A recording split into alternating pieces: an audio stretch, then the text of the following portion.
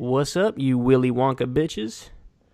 I don't know what that means, and neither does Corin, but I said it. You know what I've seen a lot of now recently? What? Everybody's clowning the father from Willy Wonka, or was it his grandfather or some shit? The dude who's like in the bed the whole time? No, I don't know what you're talking about. Oh, well, so in Willy Wonka, he like the father or grandfather is like in the bed on bed rest for dumb long. And then Willy Wonka comes to the house with the gold, like with the chocolate bar or whatever, and gets the golden ticket. And then his grandfather, whatever, who supposedly has been on bed rest for like 27 million years, all of a sudden sees that he wins like the prize to go to this crazy chocolate shit, and he like jumps out of bed and starts like dancing and going nuts. And everybody's like, "Yo, this motherfucker he's been good the whole time. He's been lying to get disability." Well, like supposedly the mom is like a housewife, and like the son takes care of him, and all of a sudden he's like he won the lotto, and his grandfather is just like, "Fuck that, I'm good." That story kind of reminded me of my grandma on my dad's side. She had like she was really smart, but she had like serious mental issues. Like she was manic depressive. So like she'd go through these phases where she would be like super, almost like she did like a shitload of coke, and she'd be like super awake and like figuring shit out and working, but then she'd go through the depression phases too, where she would don't want to talk to anybody, don't want to see anybody, don't want to go anywhere, don't want to eat anything. So she had like serious issues. But was she like bipolar, or was it just like like bipolar, manic depressive, all these things. And so like by the end of towards the end of her life though, like she spent the last like 30 years of her life just like in her apartment, just like reading shit and like watching shit on TV. But like I remember looking at her meds. It was like she had like every fucking medicine under the sun for like fucking anti-anxiety shit, antidepressant shit, antipsychotic shit. It was like all that stuff. It's crazy how they give all that shit to old people. Like I think I had not a grandmother, but I think I had an aunt who had all that shit too. Yeah. It's like you're giving fucking 15 plus different medicines to these people who don't even remember like some basic shit, and you think they're gonna remember to take 2 of those and 1 of those and then that. Yeah, it's not good. But when I get that old, I'm having those fucking pills. Hell yeah, that shit. Yeah, but hell, I'm just thinking about that right now. Like, how the fuck do they remember like that they didn't take that pill already? Yeah, or, like... no, they don't. They don't. I don't think my grandma did. Of course not. But anyway, she would like call my dad and be like, "Buck, I need you to get me whatever, fill in the blank," and like it'd be some shit like from the kitchen, and that shit is like 20 feet away from her, and he'd be like, "Get up and get it yourself." She'd be like, "I can't do it." But she could do it. Like, she could do it. She would just be like, "I can't do this or that." It's like, no, you could do it. You just don't want to do it. And he was right. She actually could. Like, you could, like, catch her. If you walk in, you could just catch her, like, walking around. Crip walking. She was dancing. Actually, before we do anything else, we got to do... we have a new tradition on Kyle and Corin. We do a poll every time we do a thing. Oh, yeah. So I got a poll for today, but I wanted to talk to you about what we put in the poll first, because there's 4 options, and we got to whittle it down. Okay. So we're going to do best soda. That's what we're going to do. But we need to figure out which 4 go in there. So... I think cream soda's got to be on there. Okay, so we have no choice but to do Coke, right? And Coke / Pepsi, right? We have to put that in the shit, right? Or do we not? I don't know. This is why I'm asking you. This is why I wanted to talk about it. I feel like we have to. Like, it's contractually obligated. Our own poll for fucking Coke or Pepsi. You want to do... Oh, we should do that. So we got to do 2 polls then, because you say Pepsi, right? I'm a Pepsi. I like Pepsi better. I'm a Coke. All right, let's do that one first. We'll just do that one. And then I wanted to get to... Because I was thinking, like, if I had to pick my favorite soda... It's like a hard one. One last soda to drink for a minute. I had to pick one last soda to drink. That's a hard one for me. I think it's a tough one, because I try to decide that when I buy a soda in the supermarket. I'm like, what do I want to drink for the rest of my life? Type of shit. It's a genius. Tough decision. That's a genius way to think about it. No, but I think I know what I would pick. I do. I think I'd go with Dr. Pepper. I love That's Dr. a good one. Pepper. That's got to be in there. Yeah, yeah, I love that's it. in there. I don't know why, but I love it. I think I have one too randomly. What? It's the cherry 7-Up. Oh, That shit, if you put it in a glass It's with in just the- like some ice cubes, yeah. what? Okay, I got to ask you this one because I want to see your reaction to this one. What do you think of vanilla Coke? I'm a big fan. I'm a big fan too. Sell it in. It's weird because they sell it in the supermarket in cans, Yeah. but they don't sell it in like a 2-liter bottle or anything like that. I wonder if that fucks up like the ingredients or some shit. Like, Nah, probably not. But I wonder how much of that they sell. Have you ever had cherry 7-Up? cherry 7-Up. That shit is delicious. Didn't I just say that shit? No, you said cherry Coke. Oh, did I say cherry Coke? said I cherry meant Coke. cherry 7-Up. Oh, you meant cherry 7-Up. Okay, yeah, both of them are that's what I delicious meant. though. Cherry Coke and cherry Cherry 7-Up. Coke is banging too. Yeah, my bad. I meant cherry 7-Up. You meant cherry 7-Up. Okay, yeah. Now they're both. See, this is what I'm saying. This is why it's so hard to even make this poll. So okay, Cherry 7-Up is a fucking. That's a banger. Like okay. that. I love cherry 7-Up. First things first, we're gonna do the traditional, just Coke or Pepsi. Okay, because we should have an. It's. I find it fascinating that you and I are on separate sides of this one. I think Pepsi's. I think your following, your base is more Pepsi drinkers. Is my vote. I mean, I think you've got like obscure like I don't want to drink Pepsi. I mean Coke. of all the polls, though, we've done like what 4 polls. I think the people have only disagreed with me on 1. So like the trend is, but then again, there's no way they would know like what I would think of this without me talking about it. True. So all right, let's find out. So first we're gonna do Coke versus Pepsi. Yeah, Pepsi. I think Pepsi has like a better taste to it. But don't get me wrong. There's nothing bad about like a nice cold Coca-Cola too. Yeah, I love like Like, a like ice Mexico, cold. they use like real sugar as opposed to here. I heard it's better. Yeah, I heard that. I don't know if they mean tasting or health wise, but I heard it's better. That could also be on some type of shit that we talked about before, where it's like since we don't have it, the rumor just goes around that shit is better. You know, Right, like yeah, Pepsi commercial on my TV right now. That's a sign. that might be a sign. Remember they came out with all these different. They came out with like Pepsi Max and like Crystal Pepsi. I don't even know if I ever had that. Remember that Crystal Pepsi? no, what the fuck was that? It was some shit that they sold in like the 90s, and then they discontinued it. They made like a big thing of it, and then it didn't do well. It was like the Arch Deluxe with McDonald's. They were like doing the Arch Deluxe, like this is the next shit, like this is the next Big Mac shit, like everybody's supposed to love this, and they discontinued it. Okay, I put the first poll is which is better. I put Coca-Cola, Pepsi. We're gonna do length because for the show we're gonna do an hour. We'll get enough. That's the thing is that we get enough in an hour. Like we get plenty of votes in an hour. Yeah, and that's an easy one. So even if you're against our fucking polls, you got to have a favorite in that shit. Oh, you have to. Okay, but now we have to whittle down the best soda, period. So, okay, we're agreeing that we're going to put Dr. Pepper on the list, and we're agreeing we're going to put Cherry 7-Up on the list, obviously. Yeah. So those two, there's only 4 choices that we get, though. So what do we put for the other 2?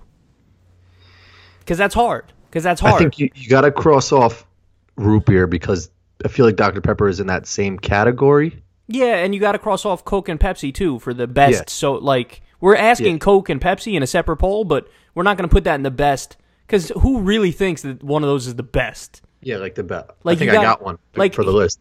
What? Cream Orange soda? I was just going to say, like, orange. I want to do, like, orange/grape. But is that, like, almost cheating? Because it's, like, that's 2 in 1? Like, that might be... It's not 2 in 1, but I think it's different enough that I'm just thinking about myself here because I don't like grape at all. Like, so if I saw that so on if your you saw poll, orange/grape, you'd be like, I'm not going to click that because I don't like grape. yeah, because I don't want shit. to give my vote towards grape. You just hit me on another level right there. All right, so then we got to go Cherry 7-Up, Dr. Pepper, orange soda, and cream soda. Are we missing anything? We can't. If we're missing something, we got to kick something off the list, and that's hard to kick off the list of that list. That's a good ass list. Like too. there was one time I had strawberry soda, but I'm not going to add that on the list because it's so rare. Yeah. You know, like I think it was like a strawberry crush, and that shit was banging. That sounds good, but could you have like multiple glasses of that? Like, could you refill? No, your shit? you can't have multiple. You can only have like one. Orange soda, I think you could refill your drink the whole night if you're eating pizza or Chinese food or some shit. Yes. Cream soda, same thing. There was a pizzeria when I was a kid that we used to go to. Mm-hmm. They had the best fountain orange soda. It was like they put crystal meth in it or something. Like, it was just so delicious. I could just drink that fountain orange soda all day. There's some meals that you just need a fucking cold ass soda with. You know, like even if you're allergic and you'll like die from soda if you have it 3 times in your life, you have to have it. You have no choice. You have to have it. So okay, so is that what we're doing? We're doing Dr. Pepper, cherry 7-Up, orange, and cream, or do you want to axe cream and put something else? Because even though I wouldn't pick cream, I see how that could go on that list. Yeah. I'm not against it going on the list because I feel like a lot of people might be like, I'm picking cream soda. I feel like root beer is the father of cream soda and sort of would get tight if you didn't put root beer on there. I think cream soda kind of kicks root beer's ass, though.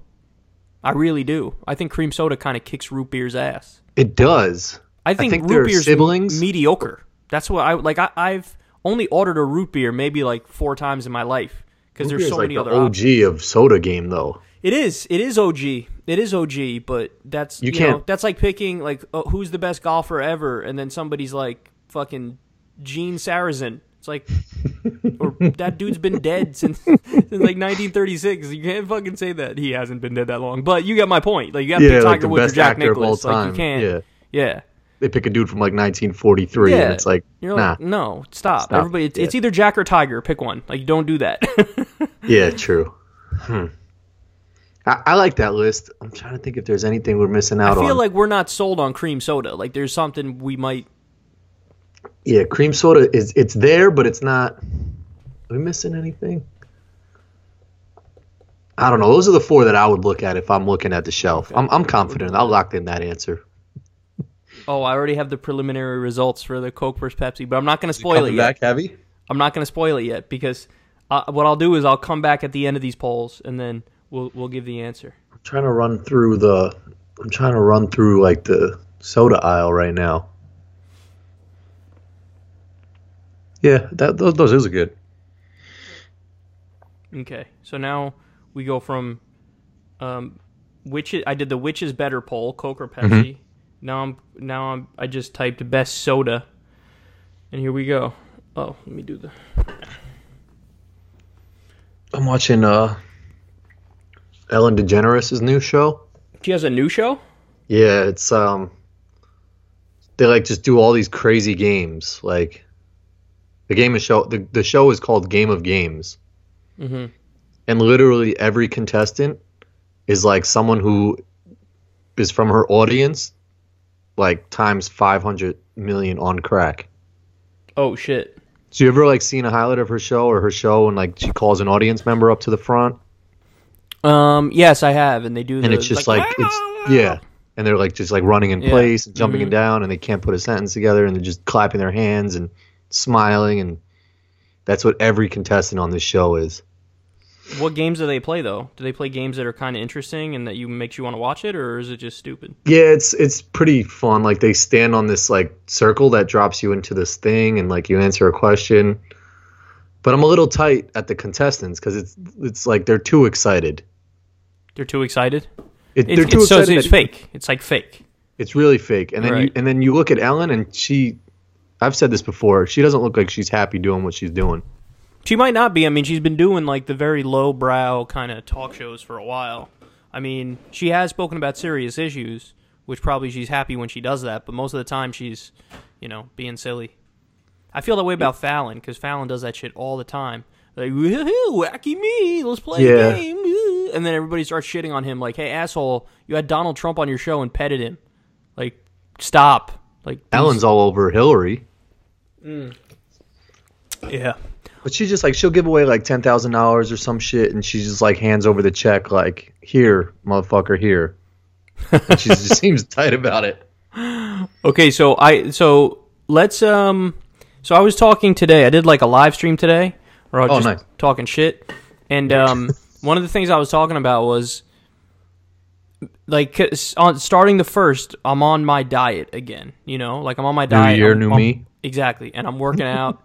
So, but I've already been like tempted by food I shouldn't eat and stuff, of course. And Yeah. like when you texted me about Wendy's, I was like, oh, Wendy's. Oh. Yeah. So, but I realize, like, I go back and forth. I go back and forth between wanting to be, like, on some of the rock shit, like, yeah, I get up and go to the gym and I'm on point, versus wanting to be on some demotivational, like, Dr. Just be House yourself type shit. shit. Yeah, where I'm just like, I don't care about any of this shit. Let me eat whatever I want and do whatever I want. So I decided today, I got the top 10 motivational quotes from Brainy Quote. It's like a website that does quotes. Yeah. I got the list of the top 10. I wanted to Top read 10 what? All time? Like that's what they say. It's made up. It's not. There's no, like, you can't objectively measure it. You know. Yeah, that's what I'm saying. They just made a list. Oh, we think these are the top 10. So I wanted to do those, and then I got the top 10 demotivational quotes, and I wanted to go through them, and then we're going to determine which ones make more sense. I feel like the number one demotivational quote should just be, "Nah, just chill." Like to whatever someone says. Because I'd agree with that. I'd be like, yeah, that makes sense. You should chill. Be like, yo, should I go work out? Just like, nah, just chill. Yeah, exactly. Like, I get that. All right, so I think a lot of these motivational ones are corny. I just kind of skimmed through it before, but like listen to this one. This is the first This is motivational or demotivational? This is the motivational. Oh, okay. Always do your best. What you plant now, you will harvest later. Yeah.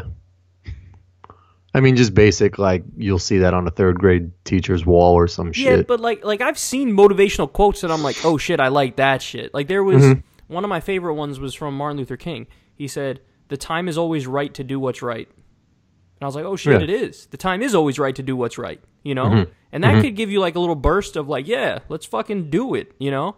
Yeah. But then there are other motivational quotes that are just like so corny that you're like, I don't want to be motivational now because you just hit me with some corny shit. Like that one. Always do your... What? Like that's just a given. Yeah, like always do your best. What you plant now, you will harvest later. Like, well, dude, what about, like, what if I want some fucking gains now? Like, don't tell me what I plant now I'm going to harvest later. I don't want to wait for the fucking harvest. You know what I mean? Like, you got to hit me with some shit that makes me feel it more. Yeah, that one doesn't have a lot of oomph to it. Okay, here's one that's even worse because it just drags on. Infuse your life with action. Don't wait for it to happen. Make it happen. Make your own future. Make your own hope. Make your own love. And whatever your beliefs, honor your creator. Not by passively waiting for grace to come down from upon high, but by doing what you can to make grace happen. Yourself right now. God damn. Yeah, like shut the fuck up. Okay, I'm about to get off my diet reading these. that one was OD. That one was definitely a motivational speaker at an event who said the first part of that shit, and the audience didn't start clapping yet. He just kept going. Yeah. Just kept going. That was actually Bradley Whitford, who's an actor. Why the fuck is he even on this list? Failure How will... that shit start? What did he say? He said, hold on, I gotta scroll up. He said... He definitely said like one sentence. The audience was like, that's it? That's what I paid for? That's a good point. Infuse your life with action. People were like, I don't know, what is that? Don't wait for it to happen. Make it happen. It sounds like they're doing the commercial for the casinos. There's a commercial in New York for the casinos where they do this. They sing that song.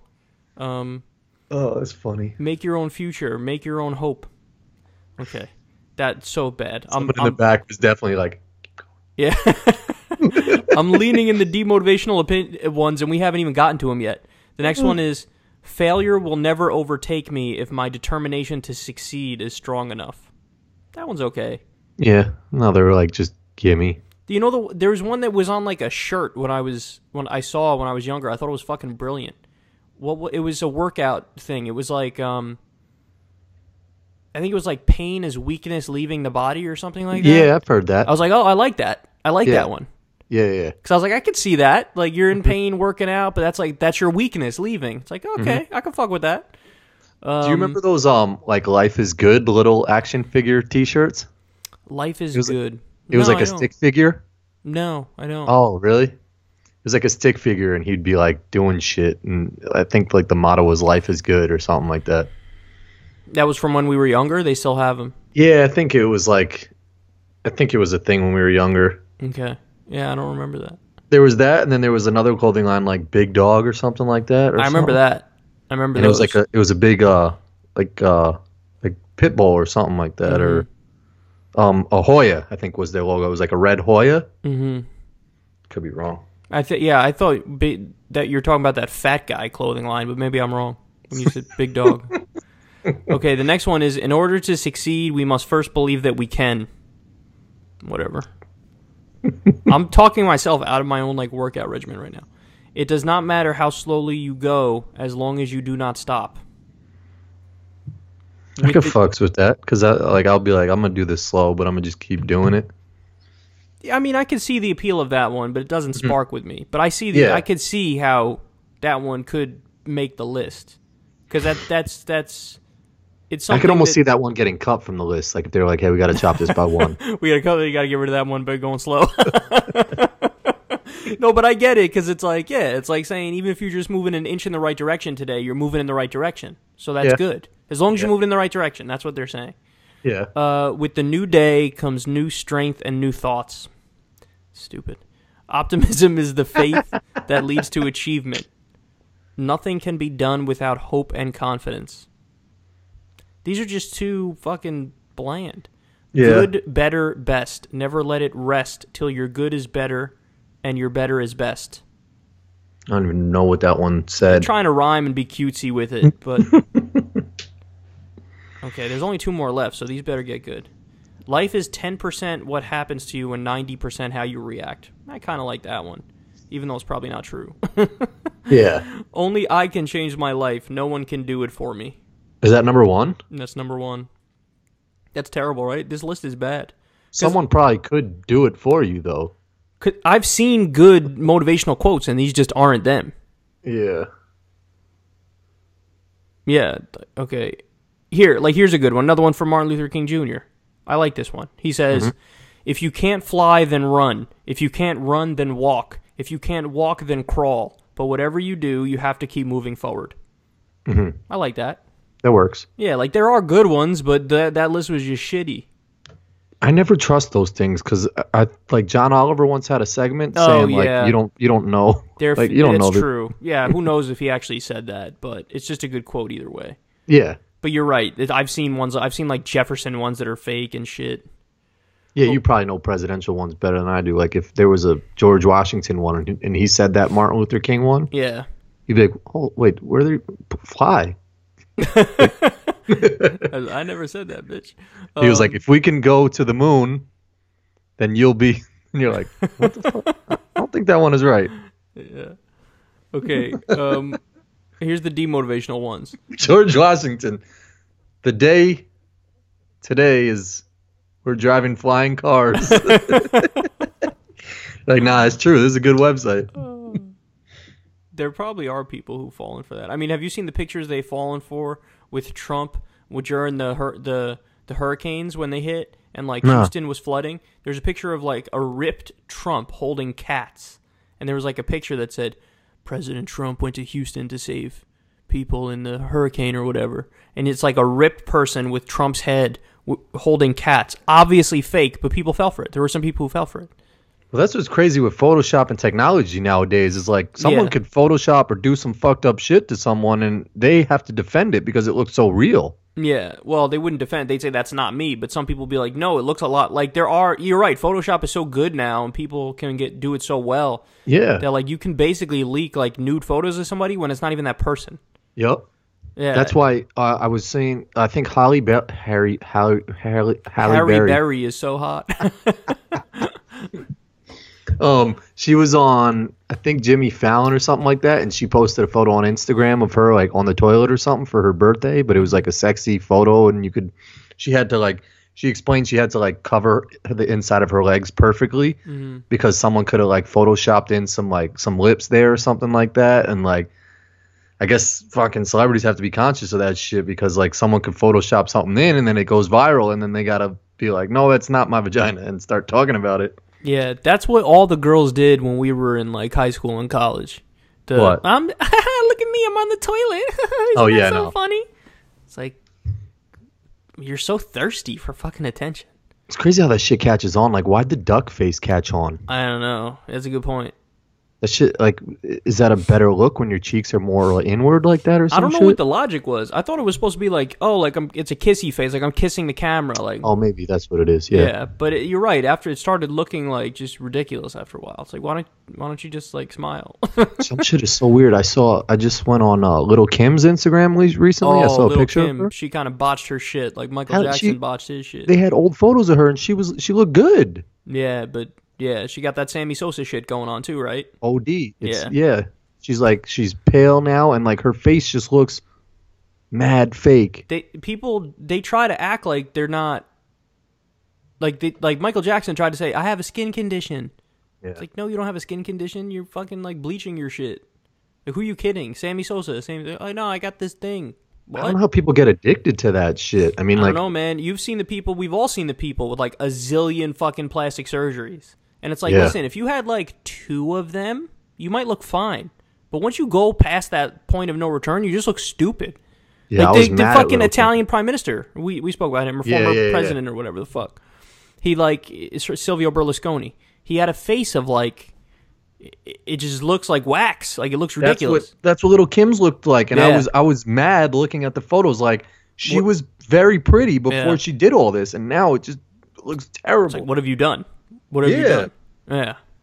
It happens, man. It's like, that's what they say, like, so there's anorexia when you get people trying to be, like, super skinny and they throw up a lot, or is that bulimia? Or they don't eat, whichever one is which. I don't remember which is which. But you got that, and they look in the mirror, they never see themselves as skinny as they are. They always see themselves as, like, but they also said, this is, like, a literal thing, bigorexia, where dudes do steroids, and they never think they're big enough, so they keep doing steroids. Like, have you ever heard the story of the guy... I want to get some bigorexia. Have you ever seen the thing of the guy who was doing steroids and doing the synthol where he would inject it into his biceps to get the fake big biceps, and eventually he made his biceps so big that they like burst? That's insane. And they were infected, and it had to like leak out. His arms had to leak out all this shit. Oh. It was terrible, man. I saw like a documentary on that. Ooh.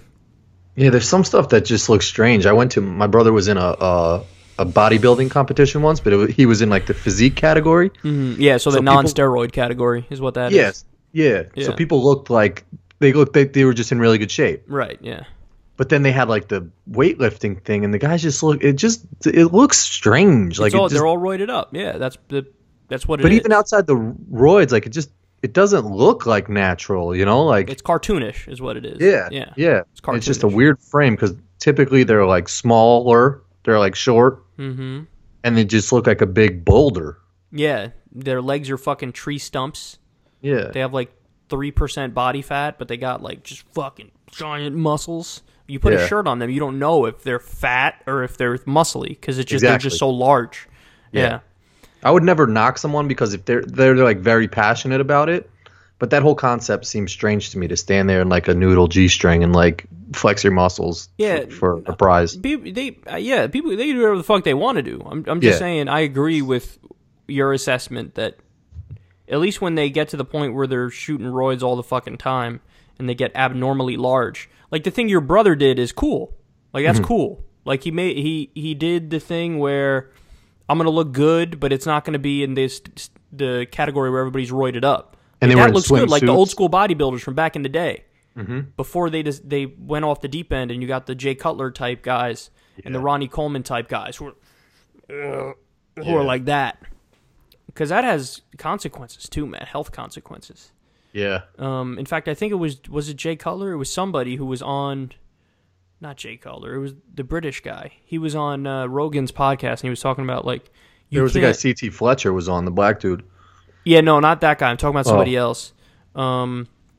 He was on Rogan's podcast, and he was like, yeah, I looked at that like I knew I was destroying my body, but I only wanted to do it for a certain amount of time, like an athlete would be like in the NFL for like, 5 years, and then he's out. It's like that's how I looked at it. Like I was going to do it like that and go nuts and have the highest levels of steroids and just fucking become a giant gorilla, but then when I was done, I was going to wean myself off, and that's what he did. It's crazy to think. What if there was like if you compare it to the political world where it's like you can like find out stories like or like do something different with the stories that you're hearing. If there was like this performance enhancing drug for political talk radio or something like that. There is. Like it's called cocaine. Yeah. If I just did coke and did the show, I'd be like, all right, listen, and then you guys have to understand, you have to hear this fucking thing that Mitt Romney said. It's really crazy. And like, I'm going to cover 20,000 stories today. Ready? Let's go. Yeah, it's possible if I did that. I would have 8-hour shows. Yeah, that's true. I'd be talking like Ben Shapiro, who talks 1,000 miles an hour. Oh, I hate people who fucking talk so fast. I'm like, dude, I can't even, I don't know what they're saying. You know, the thing that, it's hard sometimes. There are certain things that are intangible with how people talk. But like some people, when they talk, you can follow along, and other times when certain people talk, you have to force yourself to focus because they're not landing. Like in my mind, it's not even connected to how fast they talk or how slow they talk. I know people who are super like Noam Chomsky is like super like monotone, and he's not excited when he talks, but I could follow him because of how he talks, even though it's like. And then there's the flip side: people who talk fast, who are all over the place, but you can follow because for whatever reason, there's the X factor there where you get it. But sometimes you just can't. Like you find yourself zoning out after like a minute of somebody talking, and you're like, "Fuck!" Force yourself to listen. And it's you know, it sucks because it's not like there's any connection between the substance of what somebody's saying and how they say it. You know what I mean?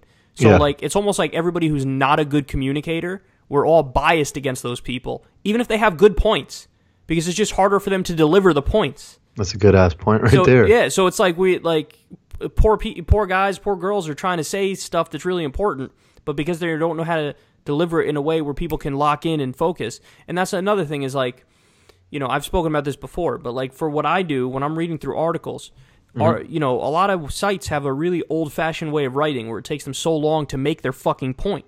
Yeah. And so there's a giant place in the market for people like me who are willing to trudge through those annoying ass academic articles and just get out the 4 bits of information from it, and then just give the people that information in literally like a paragraph when this fucking thing was 3 pages. You know what I mean? So it's weird how that works. Imagine you were like a writer for the newspaper, like back in the day. It would be like the newspaper would be like 4 pages long. Yeah, they'd be like, "We're firing you." They'd be like, "You're not good at this." I'd be like, "No, I am good at this. You're not good at this." Yeah, it's weird how they want you to like stretch out the story. Yeah, they want you to be flowery and fucking and they're like when you can take a single sentence from like the New York Times and look at how long it is, guaranteed you could cut it in half and say the exact same thing. And it's like, well, why don't you do that? Because they're just used to this old way of doing shit. You know what I mean? But I think our generation is on the side of like, no, just say what the fuck you're trying to say.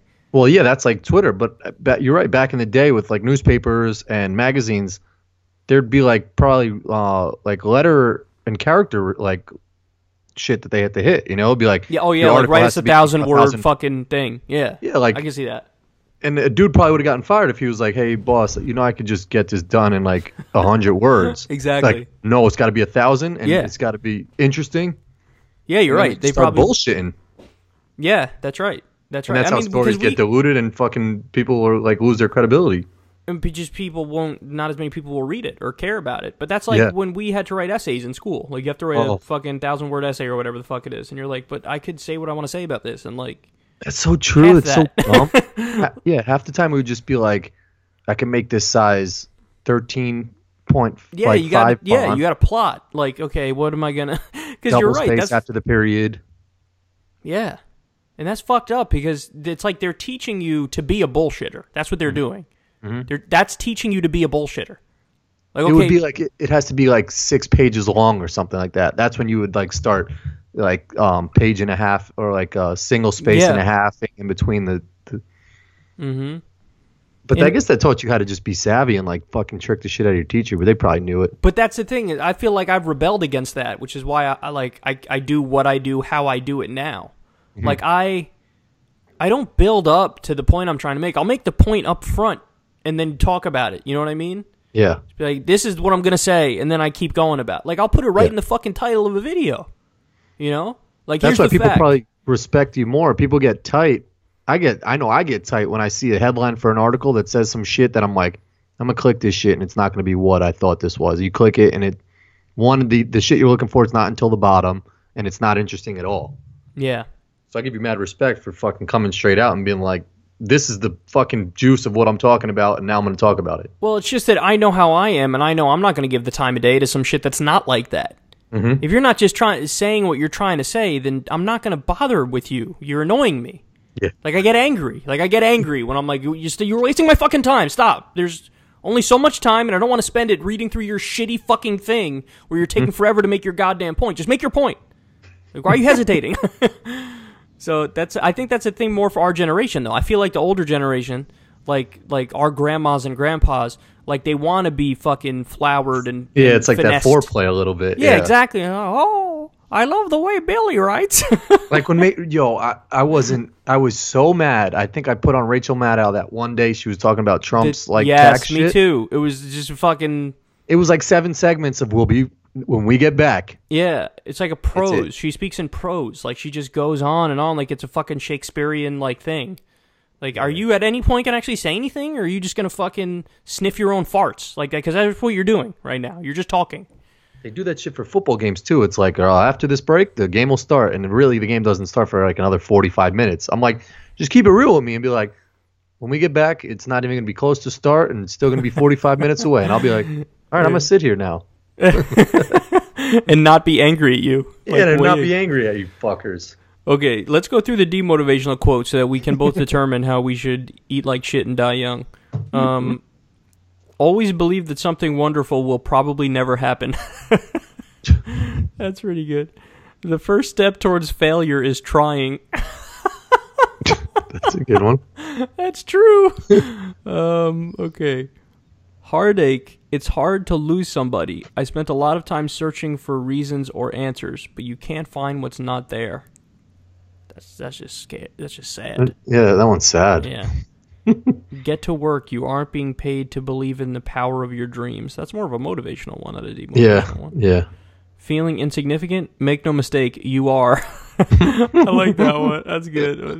Okay, that's 5. This is the 6th one. You can even. That's not demotivational. That's motivational. Oh, that is a motivational one. I'm sorry. You can even. Yeah, like people say, I can't even. Oh, wow. This is like, you can even. That's a pretty hip list. If at first you don't succeed, give up and try something else. It will probably get worse. Okay. That's true. An optimist. Was that it? No, an optimist invented the airplane. A pessimist invented the parachute. That's true, and that's good. Speaking of that shit, did you see this YouTube guy? I don't know what the fuck happened, but he went to some place where people commit suicide. Oh, that's actually one of the things I wanted to talk to you about. Mm-hmm. Yeah, his name is Logan Paul. Yeah, it's so amazing how like there are these people who are famous as fuck. He's got way more subs than I do. I never heard of this motherfucker. Yeah. Did you ever There's hear a of him? lot of people like that, man. Yeah, there are people. There's so many who have like 1 million subs or more, and it's like that's really famous. Like I have 500 and some odd thousand, and they have like double what I have, which is like what? And I don't even know who the fuck you are. I have no clue who you are.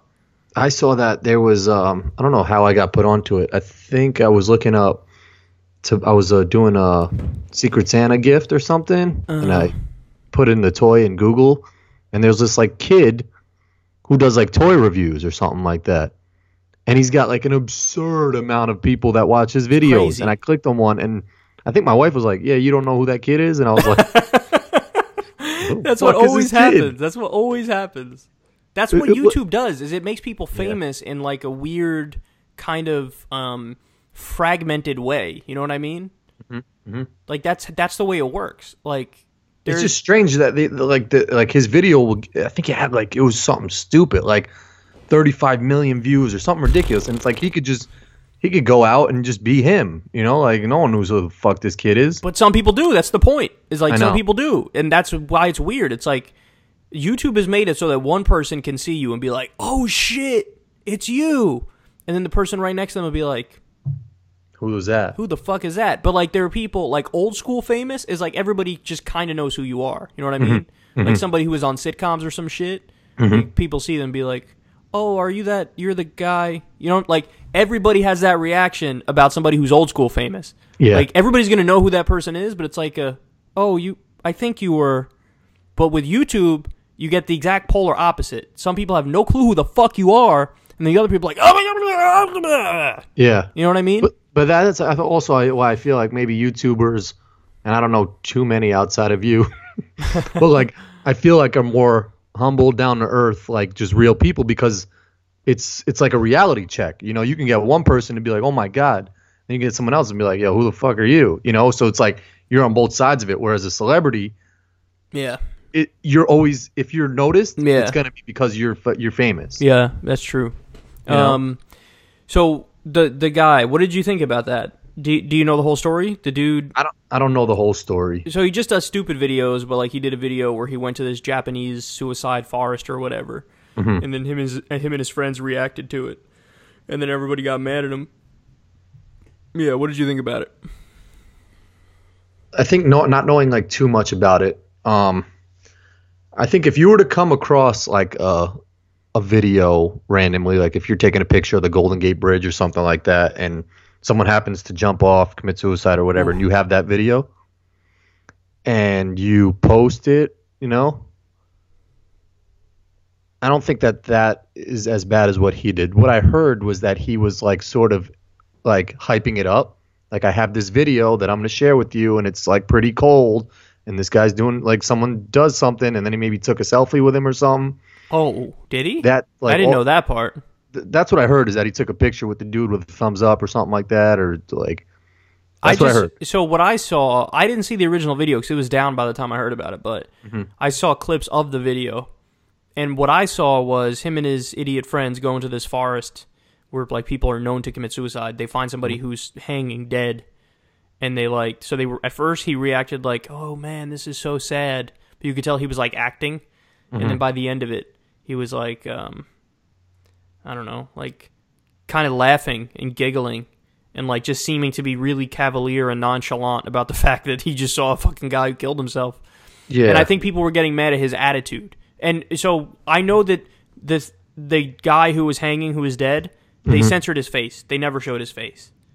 So, but I think people were mad because he was just being really cavalier about it afterwards, like laughing. And then at one point he's laughing and he's like, anyway, guys, look, I want you to know that I'm not laughing because I think it's like funny. It's just that this is how I deal with like the trauma. Like he said some shit like that. Yeah. I mean, what he did I think was fucked up, and he's a fucking dick. What could he have done anything different in the situation? Like maybe go to the top of the mountain and try and talk that guy out of fucking suicide or something? He was already dead when they showed up. Oh, okay. Yeah, they didn't fucking stand there while the guy was like, I'm gonna kill myself. I think he's a dick for doing the way he did it. But like I said, if you come across a video that is fucked up, I mean, I don't think it's bad if you post it. I mean, because you have the right to post the shit as long as you're not, you know, like putting someone's like whole fucking like story out there or whatever, right, you know, like. Well, the response was crazy because people were saying to him, like, you should fucking kill yourself. It's like, wait, weren't you just mad at him because he showed somebody who killed himself? Like, so what? So your solution is, like, do the same shit?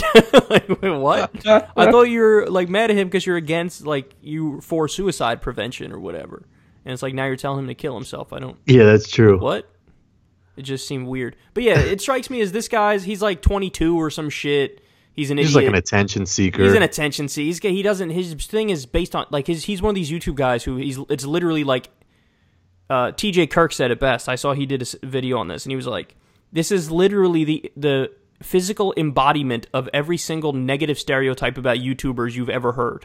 Yeah, like young, really fucking self-absorbed, has nothing to say or contribute about anything, but he makes videos.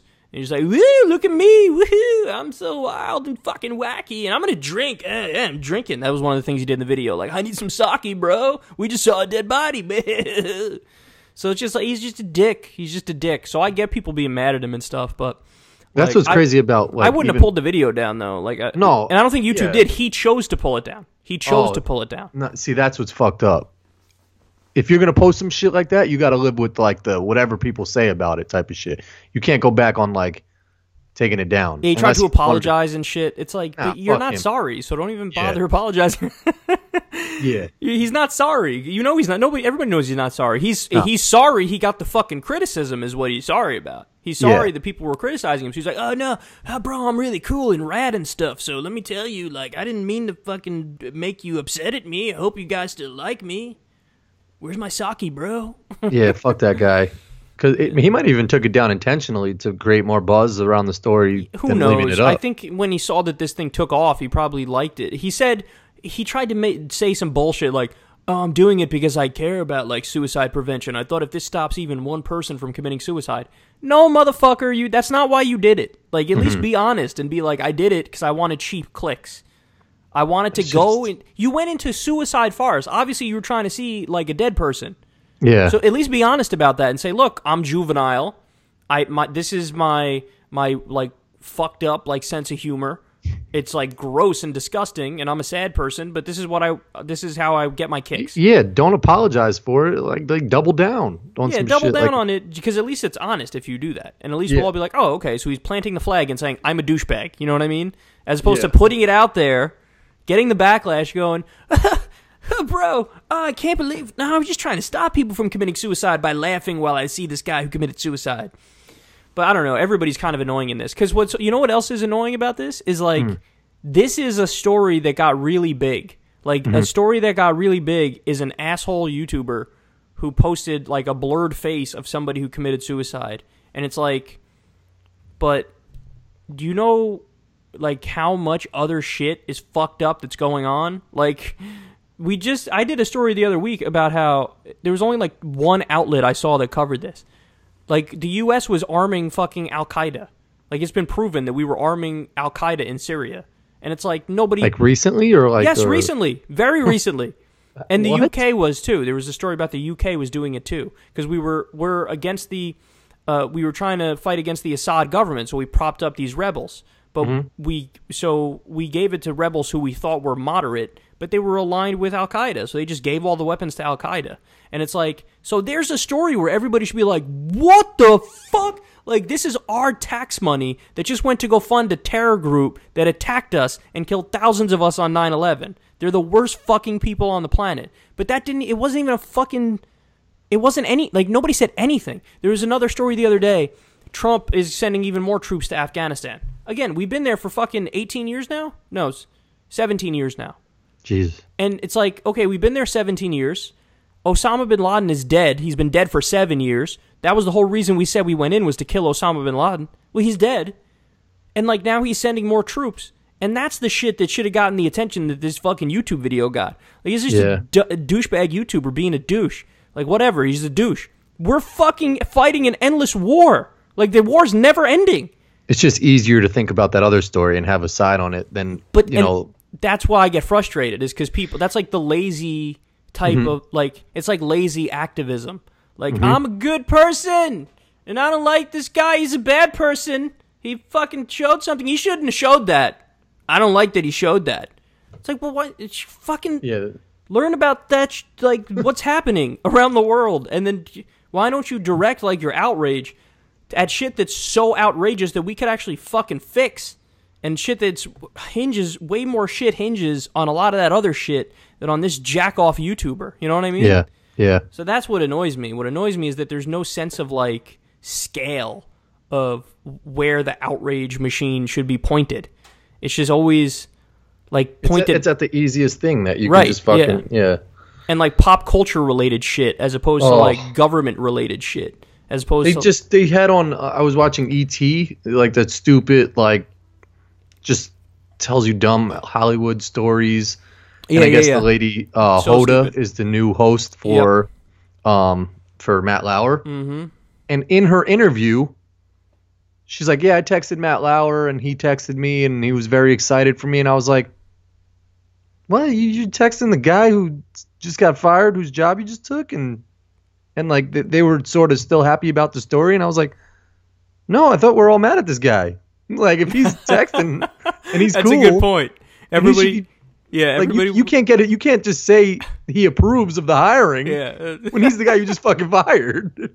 that's true. Everybody was so outraged, like like that was the thing. Was like you have to despise this guy with every fiber you're being, and then now they're like. So anyway, I was just chatting with him the other day. She said that shit. She was like, I got the approval text from Matt Lauer, and he gave me the okay and the congratulations. I was like, what? Yeah, it's weird the way it works, man. The outrage culture is what that is. The TV thinks we fucking care about this shit. Like they were all excited because Hoda's the new host on Today with this other girl, and they're like 2 women are hosting it now. Yeah, and nobody cares in real life. And I was like, nobody gives a shit. People fucking watch that shit anymore? Yeah, I mean, they get some numbers, but not as nearly as much as if they were, Like I'm biased because we're on YouTube, so I'm biased. But my whole thing is like on YouTube, you start with $0, no ad budget, no name recognition, and you got to work from the ground up. So in a sense, everybody on YouTube is really fighting in the free market. You know what I mean? Because there's endless options out there, but then people choose to watch you.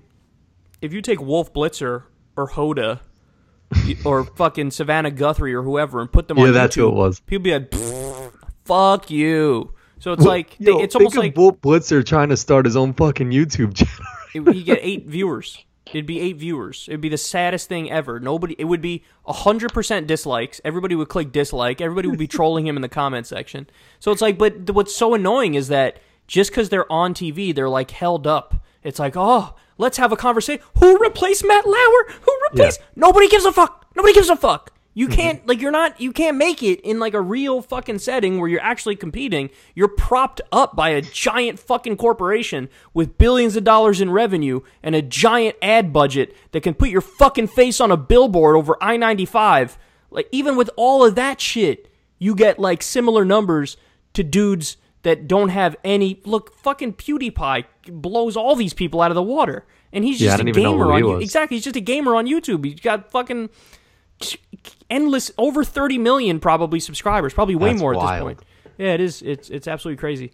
And that's even more wild because I know the name obviously, but I've never seen a video, or I don't know what he does, like what his shit is. Well, that goes back to what I was saying before. Yeah, that goes back to what I was saying before.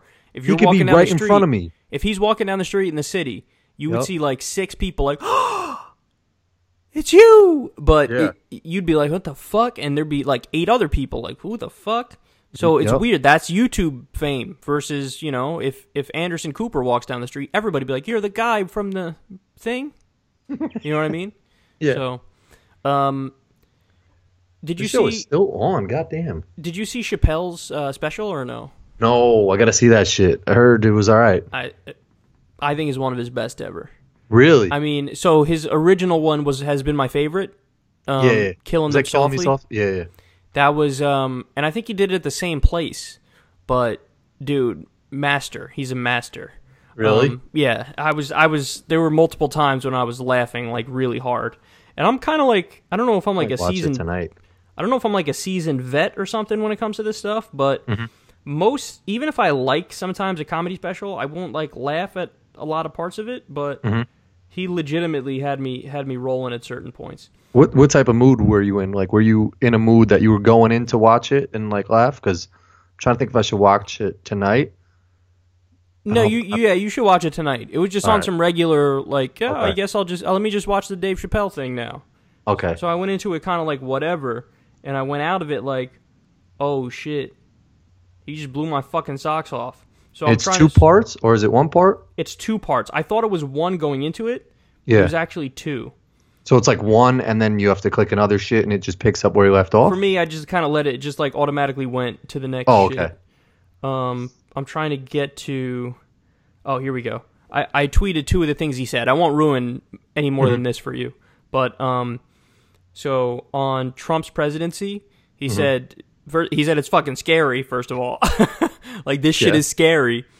And then he said, it's like seeing a crack pipe in your Uber driver's passenger seat. I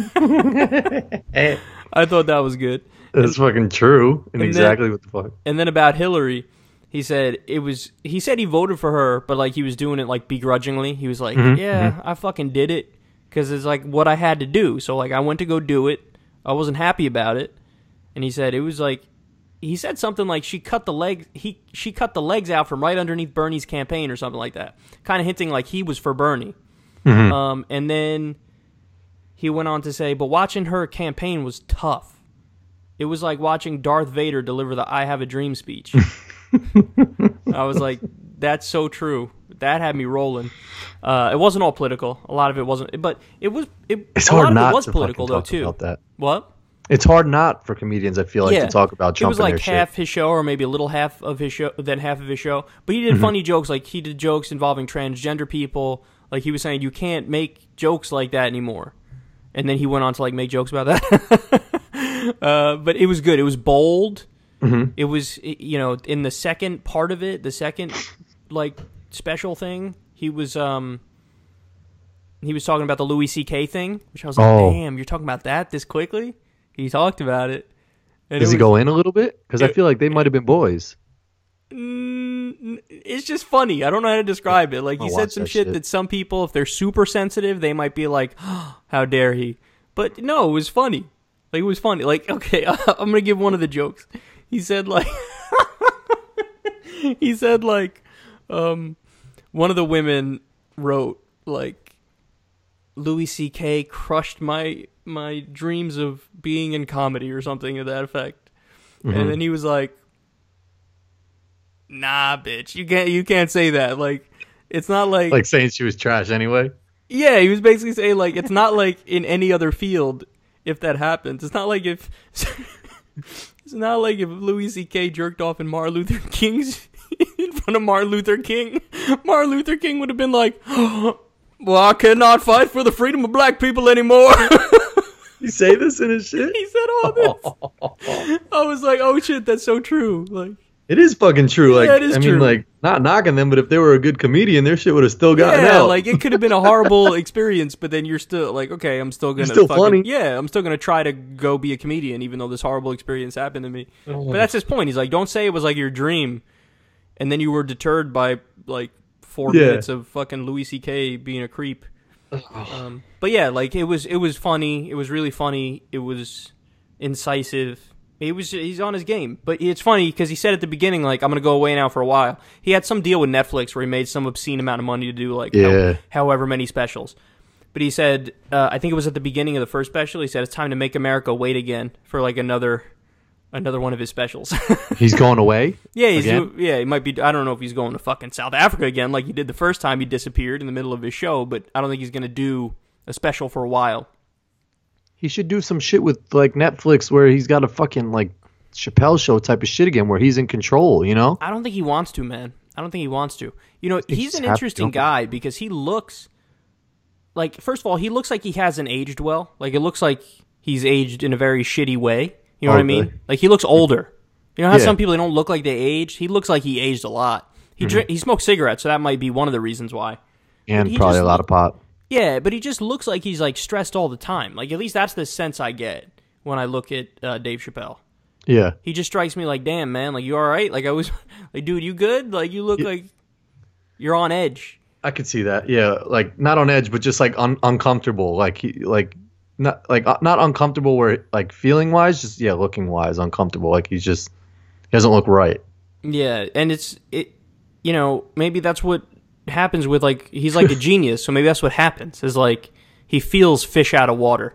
I mean, that's kind of what he said about his show when he left his show, is that he was, like, he'd have all these racial jokes that are funny, but he would see, like, the white dudes laughing at him, and he'd be like, what the fuck, why the fuck are you laughing? Yeah. You know, like, it was, I don't know, if it wasn't the Black White Supremacist, because that was his first show ever he did that on. But there were some shows where he'd make racial jokes, and you'd see white people laugh, and he'd be like, I feel like I'm contributing to negative stereotypes of black people or something like that. Yeah. I think he was also, like, confused probably because he felt like he was getting taken advantage of by Comedy Central. Yeah, he's done, I saw something he did. He went on Oprah a while ago, and he said something about, like, he's a little conspiratorial. He said something like, why is it that whenever there's, like, a powerful black man, they try to get him in a dress? And then he listed off, like, 6 examples of it. And I was like, really? Damn, that is kind of true. Yeah, whenever there's, like, a powerful black actor, they find a way to like get him to wear a dress, and he acts like that's like they were trying to emasculate all these powerful black men. It's weird, like conspiratorial shit, and I think they do that shit with magazines. I remember like LeBron James, they were he might have said it or someone else might have said it, or every time they show like a black sports athlete on like a magazine cover, they're usually doing like some aggressive like a lion's roar or something like that, like something that's like aggressive and like threatening. Whereas if it's like a white gymnastics like person or so, they're very graceful or doing something like. But see, that's the thing is like I feel like so that's polar opposites. So like okay, they got all these black actors to wear a dress, but then they're getting athletes to be like aggressive looking. It's like okay, so there you have hyper masculine and feminine. So like where's the issue here if they're getting them to do both things? You know what I mean? But he made it seem like they're doing it because it's nefarious. Like I think he believed in like some sort of Illuminati shit. And he definitely thinks some weird spiritual shit. I don't know about the spiritual shit, but I know him and Mos Def are friends, and Mos Def's a rapper who's like big into like conspiracy theories and shit. Mm-hmm. So I don't know if he's a conspiracy theorist, but he definitely went through like a rough patch where he was offered $50 million to keep doing his show, and he left. He's like, I'm out. Yeah, it's crazy. I mean, think about how people say he's crazy, but think about the state of mind you must be in where you say, no, seriously, like I'm not interested in that. I'm going to go. I'm going to South Africa. Yeah. Like that means that he must have really been like, I don't feel right here, you know? Like he felt actually at the end of his second special. Again, I don't want to ruin it, but he does this brilliant thing where he like explains why he left. And it was, you know, the gist of the story, you got to watch the whole thing, but the gist of the story is he's like he felt like everybody's being exploited here. Like everybody's being exploited in like a capitalist sense, you know what I mean? Mm-hmm. Mm-hmm. And again, he's got a point, man. Like, yeah, people get fucking exploited. And I mean, he was exploited for $50 million, which is a nice version of exploitation. But yeah, it's like he felt wrong. Like he felt like he was thrown into this machine of life, and it was just kind of spewing him around and turning him over and fucking with his head. And he was just like, "That's it, I'm checking out." So there's a level, you know, even though it's crazy, there's something that's oddly like respectful about that. It almost adds to him being legendary. Like he was always good. But the fact that he walked away from $50 million and just disappeared and then came back like over a decade later, it's like, oh, now you're like a legend. You know, now you're right up there with the best of the best and like Richard Pryors and stuff like that. People who say like, oh, these are the best ones. Like he's definitely in that conversation. Yeah. He's like a living legend. Yeah. Well, they say, I mean, usually it takes like a fall from grace to like rise back up, you know? So like if like same thing with Tiger. Like if Tiger were to win some shit now, it's so much more like gratifying as a fan or for him, for everybody. And if he just been winning, play. Everybody nuts themselves just seeing him play now. But if he was just winning from from whenever he stopped winning, you'd just be like, yeah, Tiger wins everything. Well, see, that's funny because that's kind of what happened too. Because so remember, he's had like 4 or 5 back surgeries, like 2 or Tiger, 3, right? Yeah, 2 or 3 knee surgeries.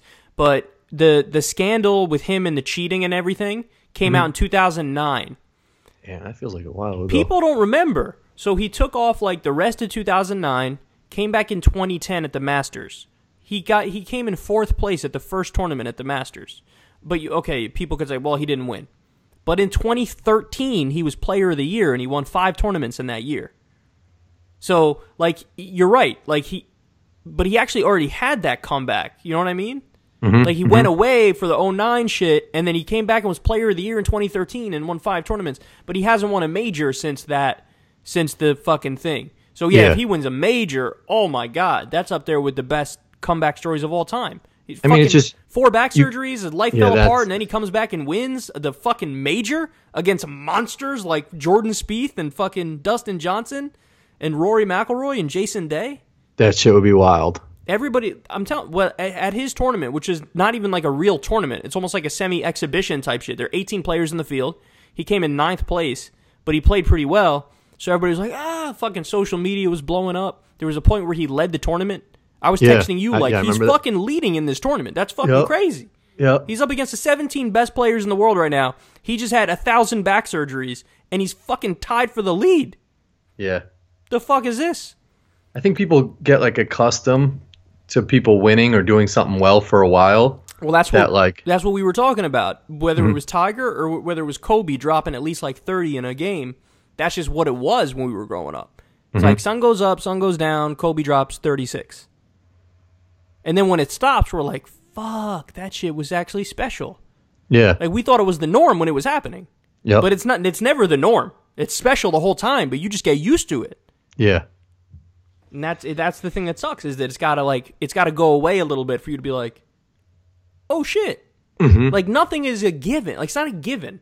You know? Like that's not a given. It's not a given. Does that work for you, like with your show? Like do you finish your show sometimes and you're like, that was a good show? Or like, I mean, it's sort of just even fucking flow because it's like you're talking about the same story. Like, can you talk about a story better than you thought you could have talked about it or something? I mean, maybe like my energy and my mood can oscillate, go up or down based on the day or how often I've been working or all that stuff. But I think I would deliver it relatively the same. But you do bring up a good point, because I don't know how you feel, but at a certain point in my life, I felt like all the days just started meshing together. Yeah. Like it used to be like, you know, like, okay, this is nighttime, we are going to sleep. Okay, I woke up, this is a new day. And it like keeps logging in your brain. Okay, like new day. Like there's a hard break in it. Like hard stop, new day. Hard stop, new day. But at a certain point in life, I don't know when it was, but everything just started fucking meshing together. Yep. Like it's just one like we're doing a podcast now. This shit it's the same shit as a few weeks ago, but like it feels like that it's just the happened. Same shit. Yeah, it's the same shit. Like I was on the train into work today, and my boss was like, "Oh, it's Tuesday," and I was just like, "That you could have told me it's fucking Sunday." Like it doesn't matter. It's just the same shit. It just all meshes together. Yeah, I go home at this time. I could like. It sucks in that sense. Like today, I think I felt it today. I was walking, because now I take the train to work, and I told you that shit takes a minute to get to work. Yeah, that sucks. But I was walking in with everybody, yeah, and it was just like a swarm of people, and I was just like, I'm just a fucking like mule right now, I'm just in the herd. Like everyone's just gonna part off to their own jobs and shit. I just felt like a fucking like number. I was just like, oh, here we go. Yeah. I hear you, man. That's why like days mesh like that, because it's like I came home and the fucking train was dark, and like it was like I'm home, and I'm like, it's the same shit as yesterday. Like, it works like that with food too. Like I'll be like, oh, what should I eat? Like, oh, I'll have some chicken today, and then my head is like, you just had chicken, but then I'll think about it, and it was like, no, motherfucker, that was like 2 weeks ago. But then I'm like, that shit's the same thing anyway. Like I just had it. Like okay, it was 2 weeks ago, but I just had it. You know what I mean? Like, It's true. Everything just sort of meshes together. But there's got to be some sort of... I got to read about if anybody's ever, like, spoken about this and said, oh, here are the things you could do to not make it feel like that. But then, you know, we're saying this now. Like, I'm about to turn 30 on January 31st. So, like, it's coming up. But imagine how somebody feels when they're 68 or 73. They must feel like it's everything totally meshes together. And then also, it's just a fact that as you get older, you sleep less. People who get older sleep less. Really? Yeah, like when you're older, you'll sleep like an hour or 2 hours less a night, and then that probably makes it even worse. That probably my bad for cutting you off. No, I was just gonna say that's probably what makes it worse. That probably makes your days meshing together. Oh, for sure. Even worse. Yeah. I was gonna say it's wild how every stage of your life there's like certain things that happen at your age that like. You like that everybody does at that age. So that's like so true. That's so true.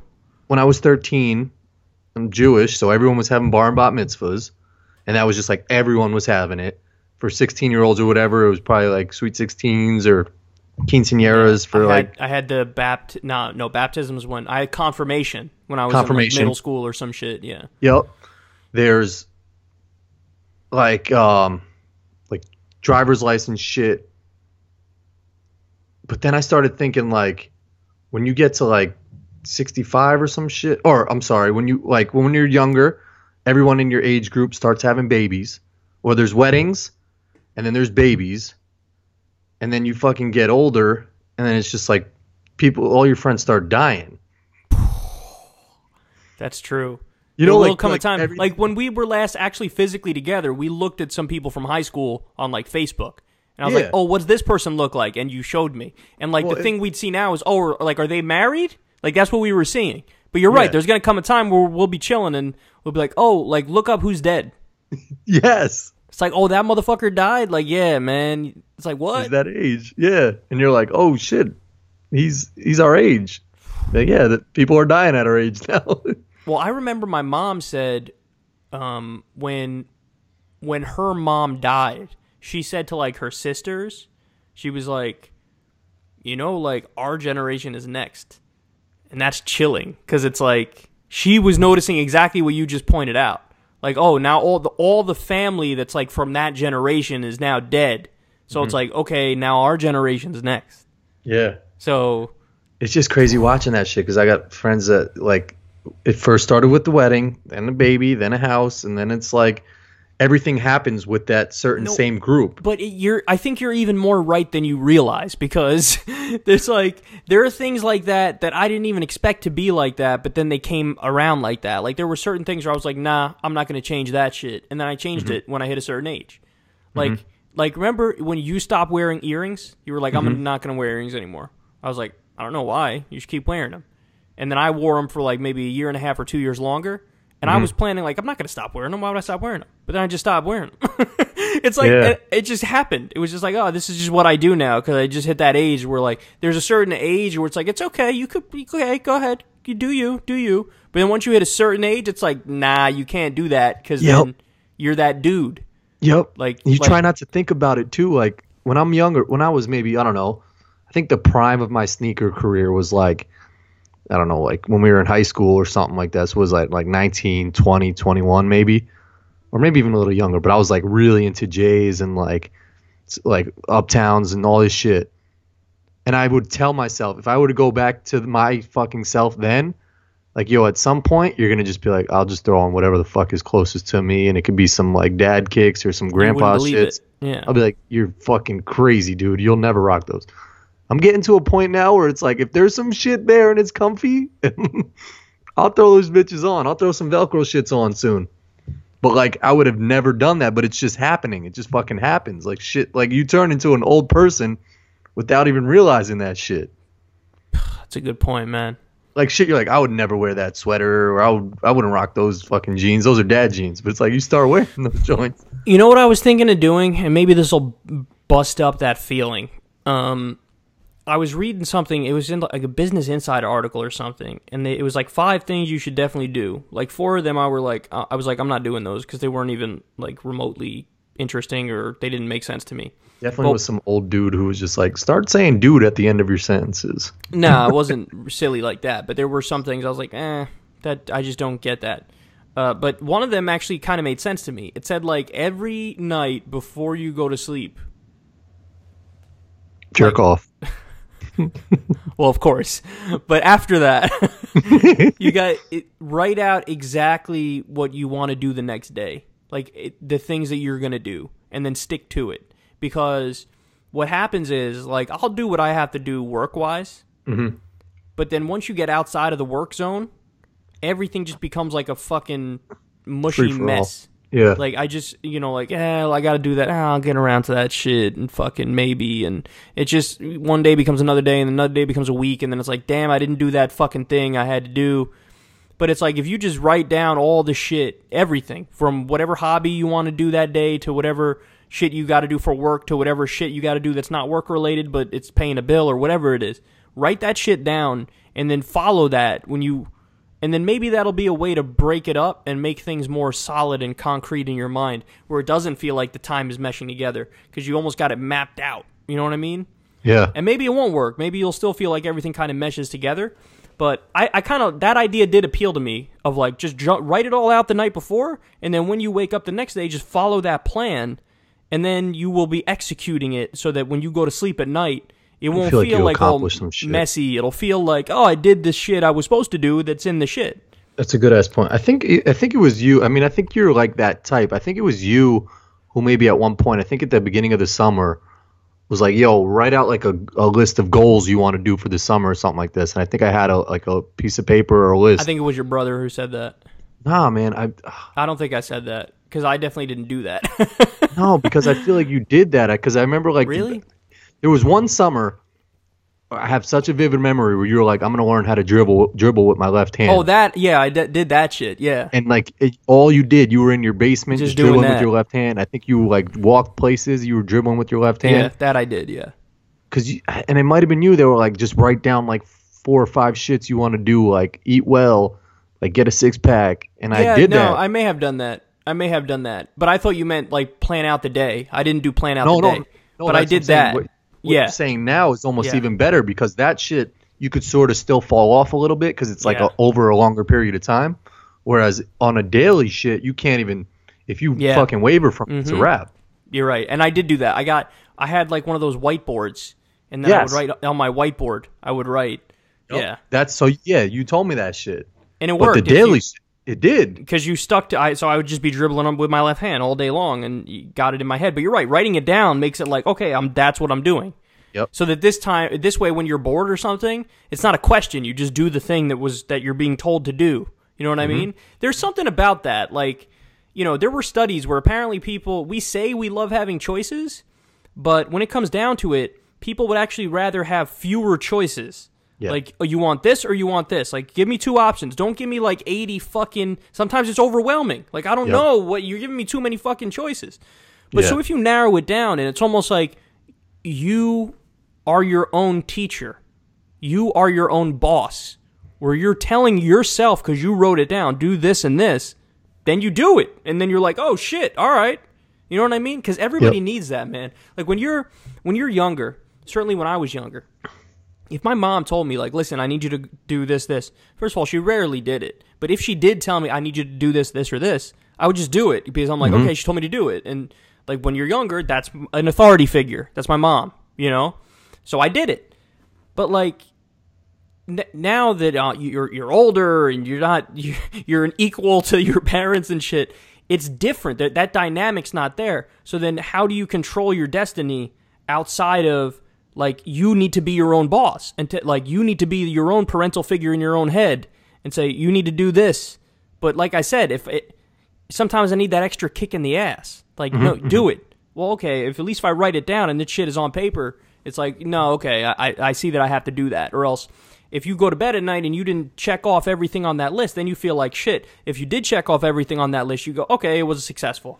Yeah, you're so right, dude. That's why, like, when we were younger and the parents would be like, be a list. It'd be like, take out the trash when you come home, like dentist appointment at 4:30, come home, like whatever, like walk the dog, brush your teeth, and go to sleep, motherfucker. And it'd just be like, check. All right, I did everything on my shit. You're so right. The dentist one is the best example too, because there's no way you're missing that appointment. Like, you're making that appointment. So if the fact that shit was written down, it's like, this is the appointment. Go to it. It's like, oh, okay. So, yeah, I think we just figured something out, man. I think I'm going to start doing that. And it's perfect. It's the beginning of 2018. Just started, so fresh start. You just get to jot it all down. I like that. But then, like, what now goes on to, like, what goes on that list? Because I'm trying to think of some shit I would do, but it would just be like, wake up. Beat off. Which I have to do. Beat off. Go to work. Come home. Think about what you want to do. That would be on the list. Right list. You put right list on the list. Right list. Go to sleep. I'll be like, all right, check. I did everything today. So, put work shit, errands. I might do like play basketball or something like that. Exactly. A hobby, errands. Like for a day like today, you put podcast. Like, you put it all there. And then this way now it's a thing that 100%. Like, okay, this is what we're doing.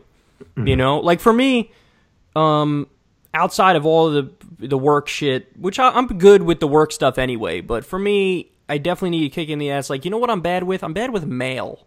If I get mail, that shit just piles the fuck up. Yeah. So I got to put on the thing, like, go through all the mail.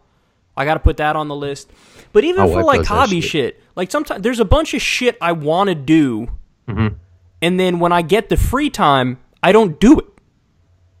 I'm like, I want to do this, this, and this. There's this show that I watched the first 2 seasons of. I want to watch the rest of it. But then the time comes, and I'm like, I could watch that show now. And then I'm like, nah. It's like, well, why are you saying nah? Way. It's on the fun. Yeah. Like, do it. But it's because it's not.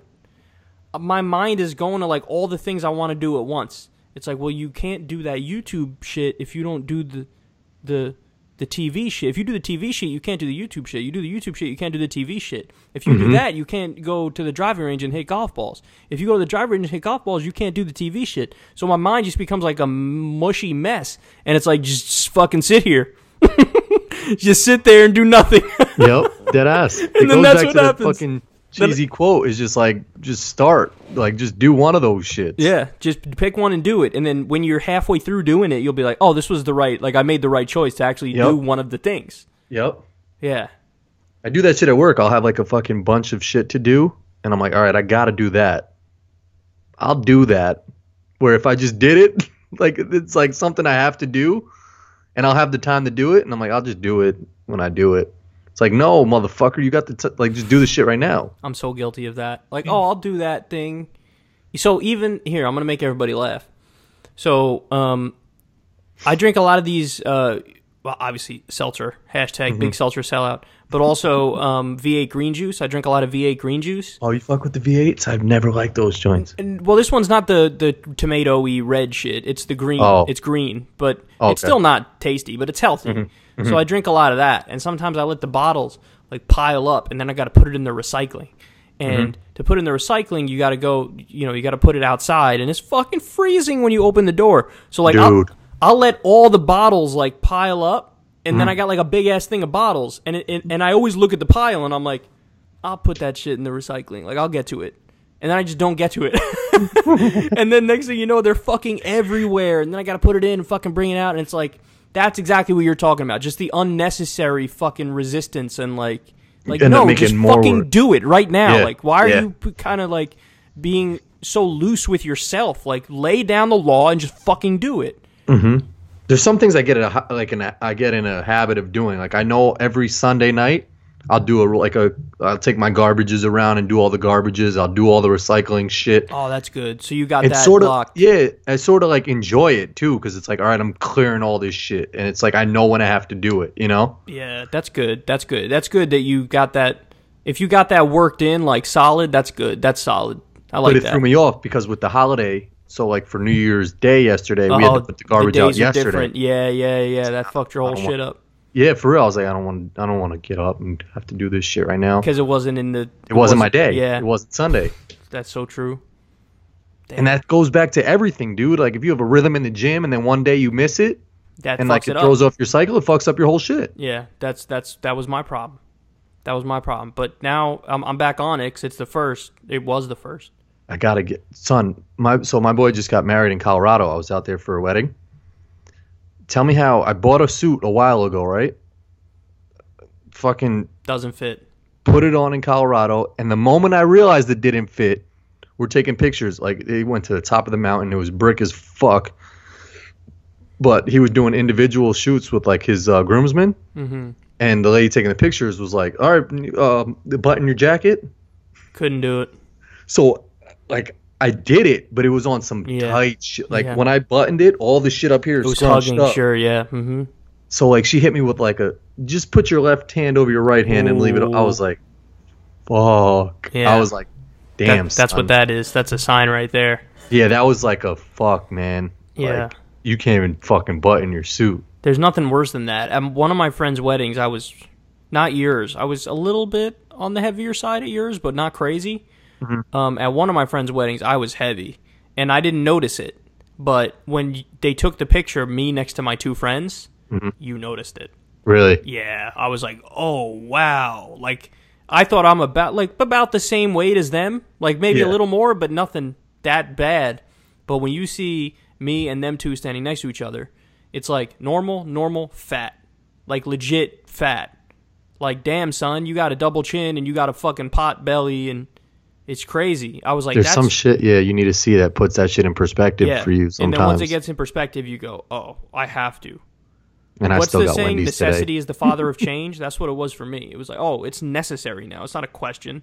It's not like, oh, maybe I'll do. No, like, motherfucker, you don't have a choice now. Look at you. You're a mess.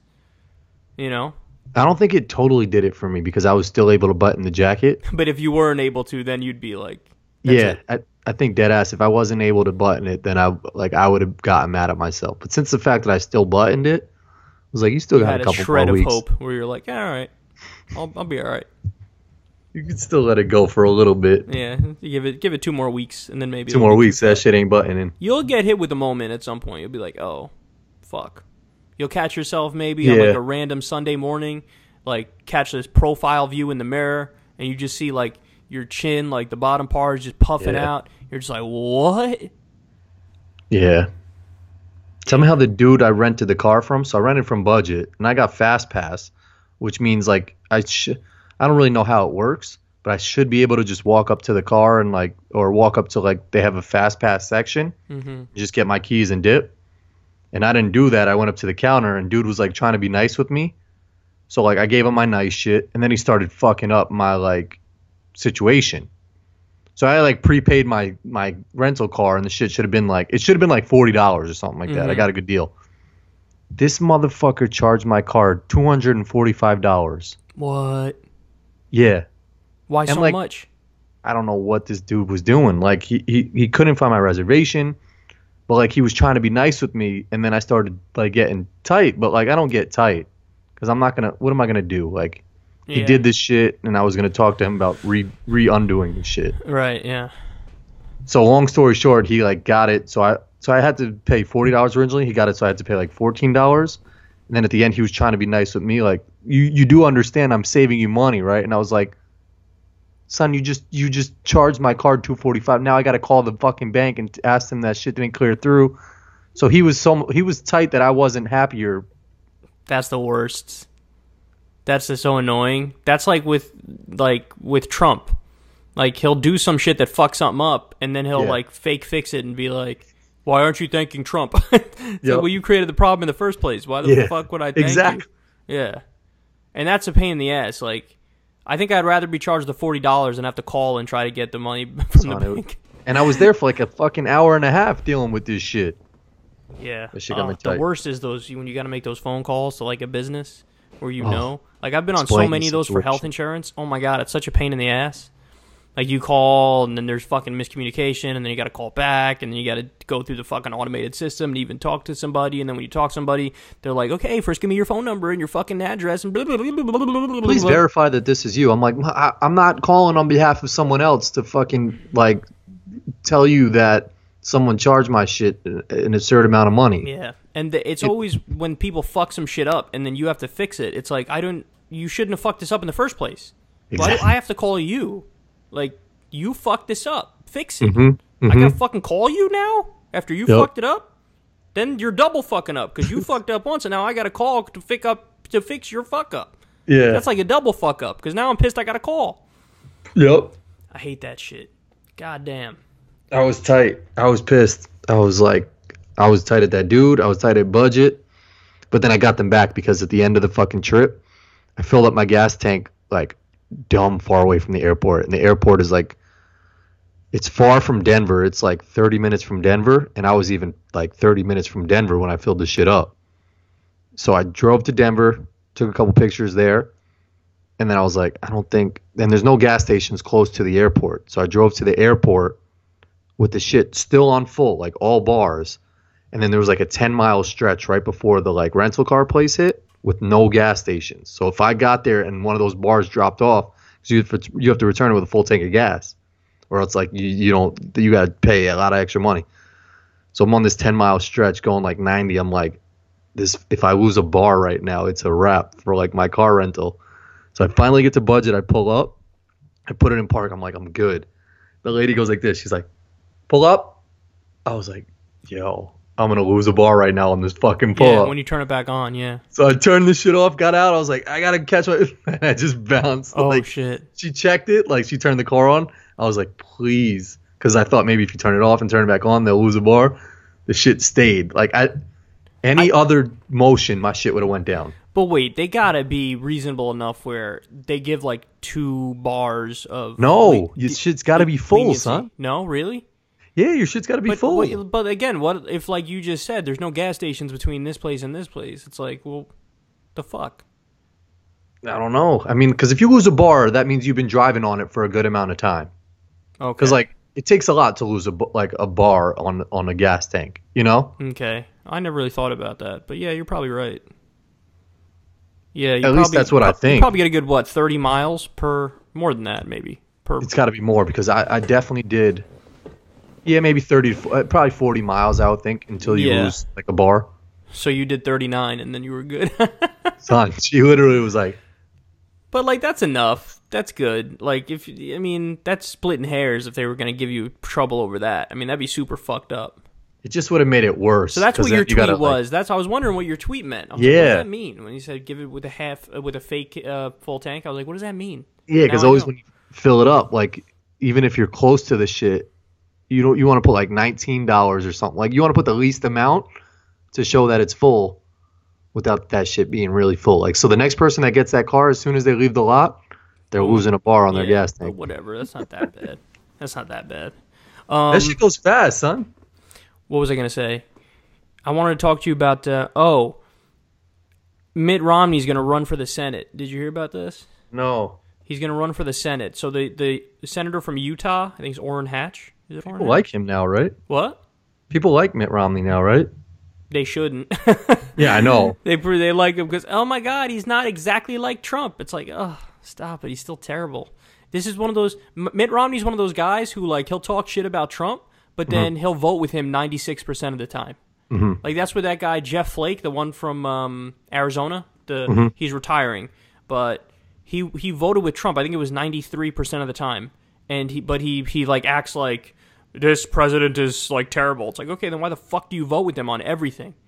So it's just bullshit. They just like tone police. They're like, oh, you're so mean, Mr. President. It's like, yeah, okay, but so vote against the fucking horrible things. And they want his voters. Yeah, they'll talk shit about him, but they'll still try and appeal to his like fucking voters. Yeah, and they'll vote with him, which is all that matters to me. Policy is all I fucking care about.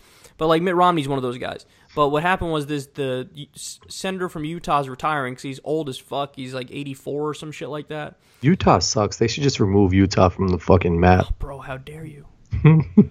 Utah, I've never been to Utah. Someone was telling me they closed the bars at like 8 o'clock there. And like they're super Mormon. They're really Mormon. Like the whole Someone state. else said you can't go up to the bar and order 2 drinks. You can't be like, let me get 2 Bud Lights. I know you can't get alcohol on a Sunday for sure. Yeah. And you can't fucking order 2 drinks if you wanted 2 drinks. Or if you did, you'd have to show like who you're with. Well, like, remember when we drove to North Carolina, we stopped at a gas station. Where was it? Virginia or Pennsylvania? It was somewhere like Delaware. I think. It wasn't Delaware. Was it in Delaware? Well, Delaware, like people have to drive to Pennsylvania to get beer or whatever, I think. Okay, well, whatever happened, it was like they said like because it was after dark or something, you can't buy alcohol. I was like, I think it was Delaware. That was Delaware? I think so. I was like, are you serious? Because I just wanted to bring a bottle of wine to the place we were going. Yeah. And I, like, grown-ass man with a bottle of wine, they're like, can you do it, sweetie? I was like, what? And you're like, it's right there. Like, we were in the store. Yeah. I was like, it's right here. They're like, it's the law. I was like, what is this? But anyway, but there are a lot of states like that, and that's fucking weird that... Nah, but fuck Utah for doing that, man. Because like you're allowed to have like 7 wives, but you can't get 2 drinks. Get twisted. Yeah, you can't get 2 drinks. Well, anyway, Mitt Romney's a Mormon, and like people are saying if he runs in Utah, he'll be a shoo-in, which is probably true. But like what happened? This is how sleazy that motherfucker is. On his Twitter, it says on his Twitter like former governor of Massachusetts, and then it shows like, oh, where does he live? It says Massachusetts. It's got a little thing that says Massachusetts. Within an hour of the Republican senator from Utah saying he's not going to run for re-election, Mitt Romney changed his shit to Utah. So in other words, that senator's like, I'm not going to try to get back in the Senate. And Romney's like, oh, that's my seat. And so he put his thing on Twitter to Utah. It's like, he's just such a snivelly, fake, like, weaselly politician. You know what I mean? Hate that shit. Like, at least Trump would just keep his shit saying Massachusetts and run for Utah. You know what I mean? Like, if that was Trump, he'd be like, I'll keep it Massachusetts, but I'll still win. Yeah. And you're like, damn, okay. But with Mitt Romney, he's like, I'm going to say whatever the fuck they want me to say. It's like, stop. Yeah. Just want to shower when you fucking look at Mitt Romney. Yeah, he's a sleazeball. Fuck him. You know what's funny about him? Somebody pointed this out to me. So he looks like he's like, not that old because, you know, he's like he's got all of his hair and his face is like not super wrinkly or whatever. But somebody made a good point. They were like, no, pay attention to when he walks. Look at how he walks. And then you look at him walk, he walks like he's 80, son. Really? Does he he does have a like weird oval? shuffle, like a little short-armed, short-legged shuffle, because he might have had like work done or something to his face. So like he his looks like asshole? he's not that old. What'd you say? He had work to his asshole? But when he's walking, like you can't fake, like he couldn't fake his walk. Like his walk is an old man walk. You know what I mean? Yeah. Isn't it crazy? All these motherfuckers are so, like, Trump is, everybody's so old. I mean, we can't hate because we love Bernie, but like it's He's old crazy as how fuck. like so many people in politics are like 70 something. Yeah. I mean, yeah, it's weird. I mean, what do they not trust young people to fucking run the country? I don't know. I mean, I don't know. I just don't know what it is. There's not nearly as many young people who run, but I guess of the ones who run, they don't do as well, or I don't know. I don't know what it is, but I think There's young people voting. It's not like, I mean, like, it's all old people voting. Like, a lot of young people are the ones. I think there's going to be a wave. There's going to be a wave of younger There has to people be something running. I think at some point that's what's going to happen. And not like a Mark Cuban who's a tech dude. Like, you need like a fucking hipster, like tech dude. Not a hipster, from, but like a millennial. Like give me millennials. Yeah. I don't want a dude who's like, I only wear organic deodorant. Some dude like that, like with a flannel shirt and a hipster beard. I think it's just tough for them to break through because most of the fucking places people get their news from, like all of CNN and all that MSNBC shit, don't give credibility to like the young people. Like when Mark Zuckerberg started out Facebook and shit like that, like everybody was shitting on him. Well, But I still he shit turned on that into- Zuckerberg because fuck him, but I get your point though. But he turned that into like a fucking mega, Oh, like, sure. whatever. It like runs the world. Yeah. Facebook. Yeah. Was it did CNN were they smoking weed on New Year's? Yeah. It was in. I think was it Colorado or California? I think it was Colorado. Yeah. They were smoking weed on CNN. I was gonna. Yeah, that's good. Yeah, no, that's good. But Because it's just like, normalizing it. It's like, oh, you can do that on CNN. Then this shit, like, it's over, son. California legalized marijuana officially, like starting. yeah, but the they first. were like they had medical marijuana. Like you need They had somewhere. medical, but now it's legal for recreational purposes. So that means that the biggest state in the country, the biggest economy in the country, it's the sixth. California's economy is the sixth largest economy in the world on its own, and now they have legal weed. I mean, that's like, so Colorado's down, they're down, California's So you think that's down. the next bar to go? Is just that's what's gonna like all the states? It's a matter, it's too far gone now. Like, what are you going to do? You're going to arrest everybody in California who smokes illegal weed? Is that what you're going to do, federal government? That's what you're going to do? Like, don't be ridiculous. You're being ridiculous, So everybody knows, like, 60% of the country wants to legalize marijuana all across the country. So at this point, even with fucking Donald Trump and Jeff Sessions in there, and Jeff Sessions would legalize... Why am I saying the opposite of what I want to say? Jeff Sessions would throw people in jail for it if he could. Yeah. It's like it's going to get to the point where everybody's just like come on, who are we kidding? It's almost like a runaway train or something. Like it's just like you can't stop it. It's just going, even though it's still technically illegal all around the country because the federal government says it's illegal. It's like the gay marriage shit a little, right? Wasn't gay marriage illegal or? No, so it's not exactly like the gay marriage shit because the gay marriage thing, I mean, I guess it is a little bit like it.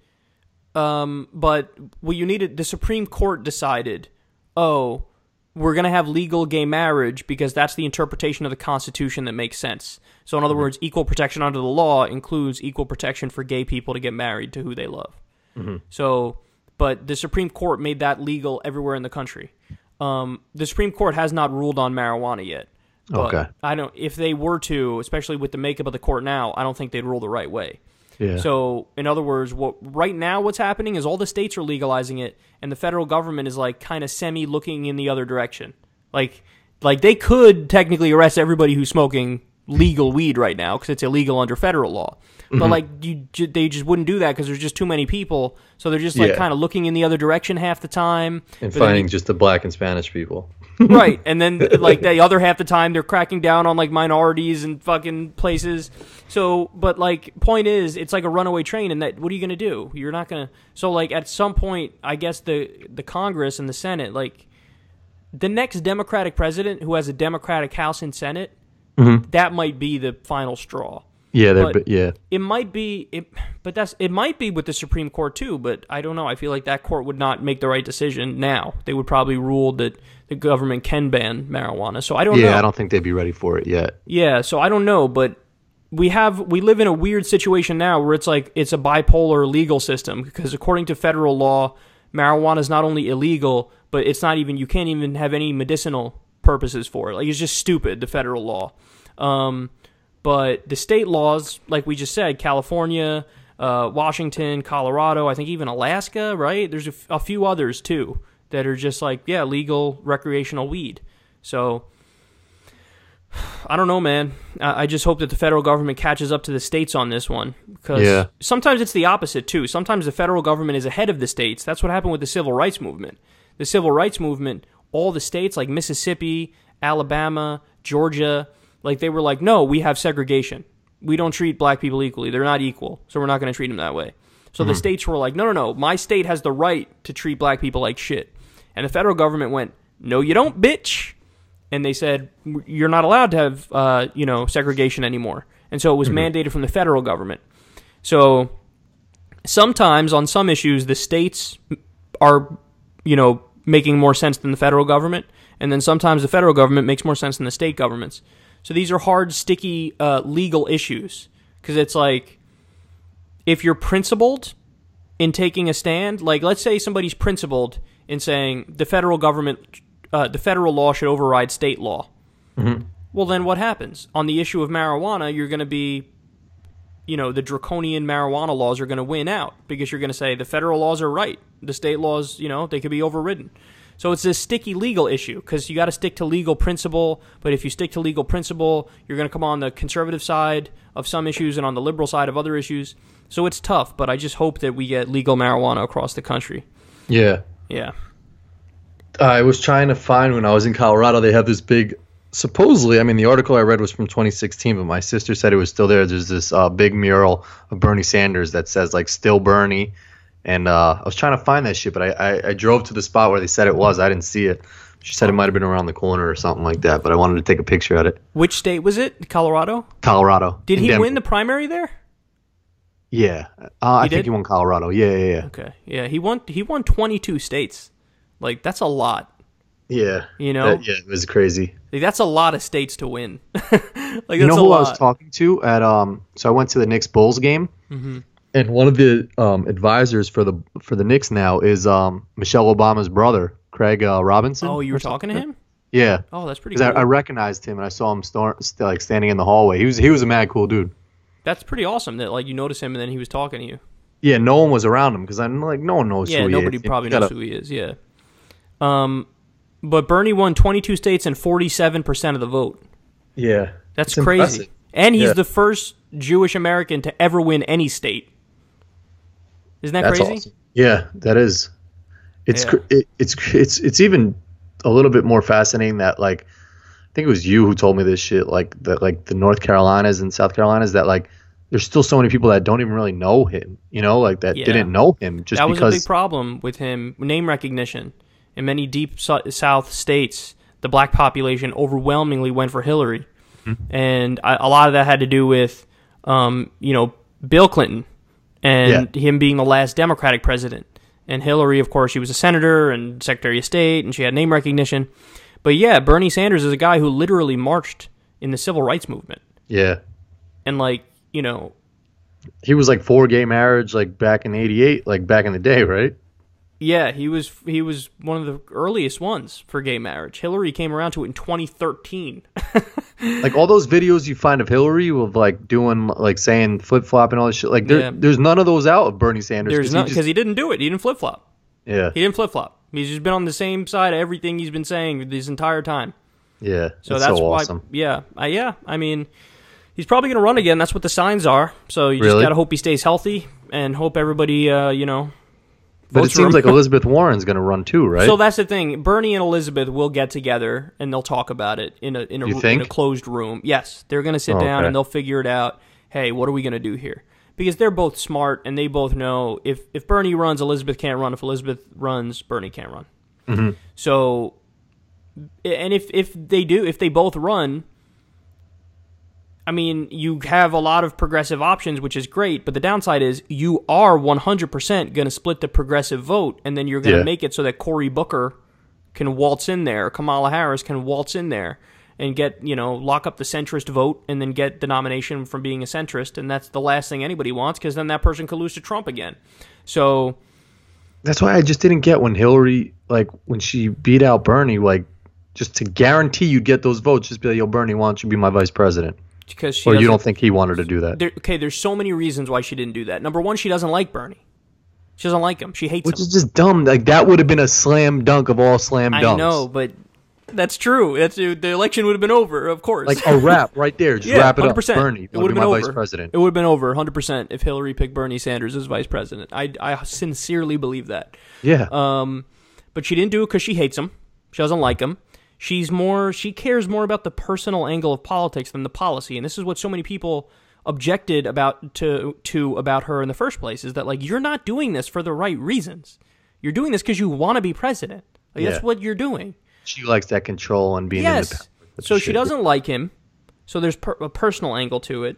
But then also, she's got 1,000 Democratic strategists whispering in her ear. All of them don't know what the fuck they're doing. They have no clue what they're doing.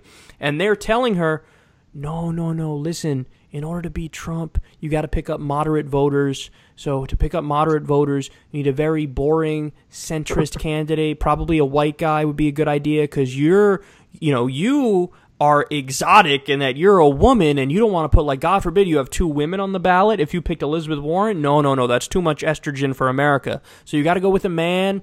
Don't go with a minority, because we just had Obama. Obama was a minority. Go with, like, a boring white guy centrist. And that's exactly what she did. She went with Tim Kaine, who inspired absolutely nobody, pissed off the entire fucking base when she picked him, so depressed turnout by picking him, picked up no moderates, because that's a fucking fantasy that somebody's sitting around going, I was going to support Trump, but then I saw that Hillary picked Tim Kaine, and, well, by golly, do I like Tim Kaine.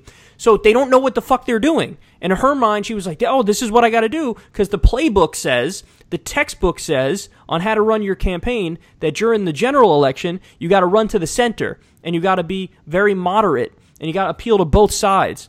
But what they don't understand is that old playbook is dead and gone, man. We have a new era. This isn't regular politics. We have a country that's fucking infrastructure's crumbling.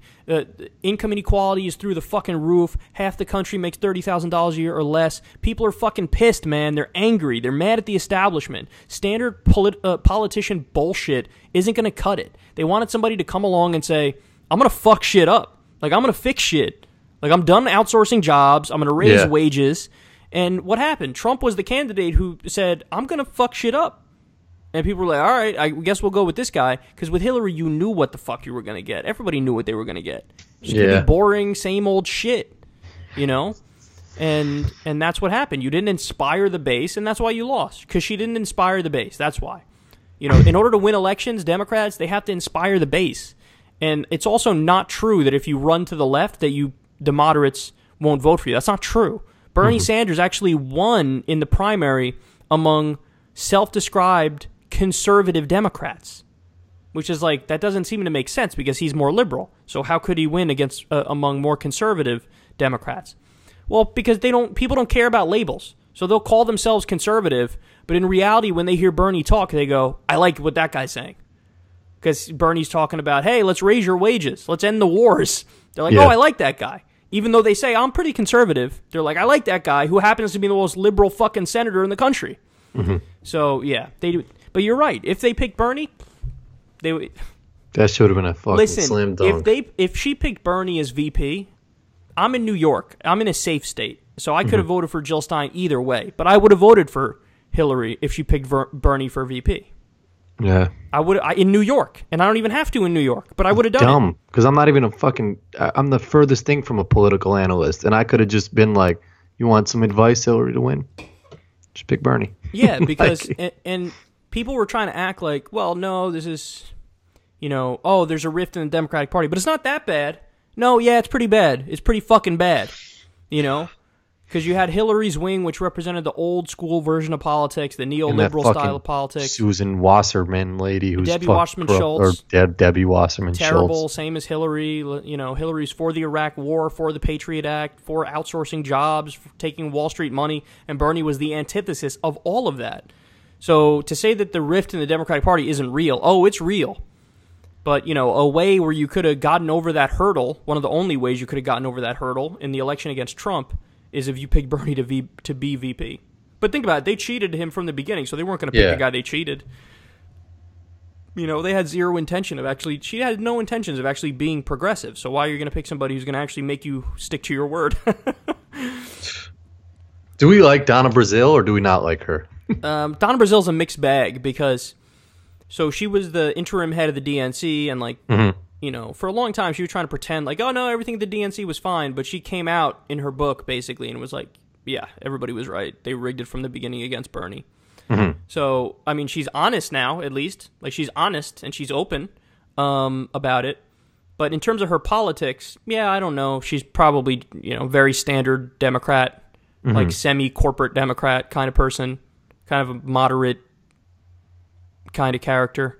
You know, it's just like a meh. Yeah, on her. Listen, man, the establishment likes to scoff at people who have purity tests, you know? But then my response to that is always, but if you don't have a purity test, then what do you care about? Like, what does that mean? Like, oh, I don't actually have any standards when picking which politicians I'm going to vote for.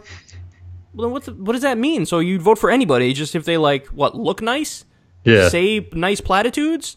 Like, talk to you in a fake way? Like, what are you basing shit off of? What are you judging it based on? So my whole thing is always, yeah, I have a purity test. Of course I do. And I think you're crazy if you don't. Even if your purity test is, like, one thing, you have to have a purity test, you know? Like, your purity test is, your litmus test is, they should get money out of politics. They have to be for getting money out of politics. Okay, well, then there's your purity test. And you have a very... you know, you have a purity test that's just a low bar to get over, which actually is even not a low bar, because a lot of people, almost no politicians, you know, say that they want to get money out of politics. Yeah. You know, or if you have, say, no, any candidate I support must not take corporate PAC money or whatever. Like, everybody has a purity test, and if you don't, you're just a fucking tool. Like, you're a fool, and you shouldn't even be involved in politics because you don't know what the fuck you're doing. Yeah. So, you know, the candidates that I support, yeah, I want them to be in favor of Medicare for all. You know, that's in a living wage. Like, you have to be for those things. If you're not in favor of those things, then how are you trying to make the country better? Like, what are you trying to do to make the country better? You know? Like, you have to actually try to fix shit. I'm tired of the incremental, you know what I'm saying? Like, the Obama, like, oh, we'll, like, fix things a little bit. Like, no, just do it. Just do it. Don't fucking tweak around the edges and, like, hey, maybe we'll change it, like, a little. No, we'll we know what the answers are. Like, you have to have a living wage, or else people could work a full-time job and not survive. So, like, you can't just, yeah, we'll raise the minimum wage from $7.25 to, like, $8.25. But then that's still not a living wage. So what do you... Like, I'm tired of the incremental bullshit, and I think... Yeah, that shit doesn't help. Yeah, everybody in our generation, or most in our generation, agree. You know? So... But anyway, on that note, I think we could wrap it up. We're almost at the 2-hour mark. Any last words? Oh, there's this show on in the background where they're just, like, doing surgery on this kid. I have the Knicks game on in the background, and I think they lost. Did they? I can't even watch it. Did they lose? Spurs. They were against the Spurs, so I think they lost. At least there was the with 5 minutes left. They were down like 12 to the Spurs, so I'm assuming really? they lost. Yeah, I haven't looked up since then. They there was some big event on like CBS, and they were coming out with like 3 new shows again. And I was sitting with someone, and we had this conversation before. Same just shows, like yeah. Same cheesy shows, and they just title it something else, and it gets canceled after one season. And Tune into Hawaii 7-2. It was something like that. It was some stupid like cop thing, and it was like, oh god, it was like gray uniforms starting January 7th. I was like, yeah, these fucking shows are terrible. Yeah, they are. I haven't watched a sitcom in forever. Before we get off, I had to put shit over my windows because it's so fucking cold. Like, that's how cold it is by you? Son, today was -7, and I think the wind chill, it felt like -17 or something. All right, so let's see what I am right now. -17 is beast. Well, no, it was. I think it was -7, but like, no, what the actual says, like, feeling like, is what you should be saying. That's because that's what it really feels like. So right now, for me, it's 19 degrees, and it feels like 8 degrees.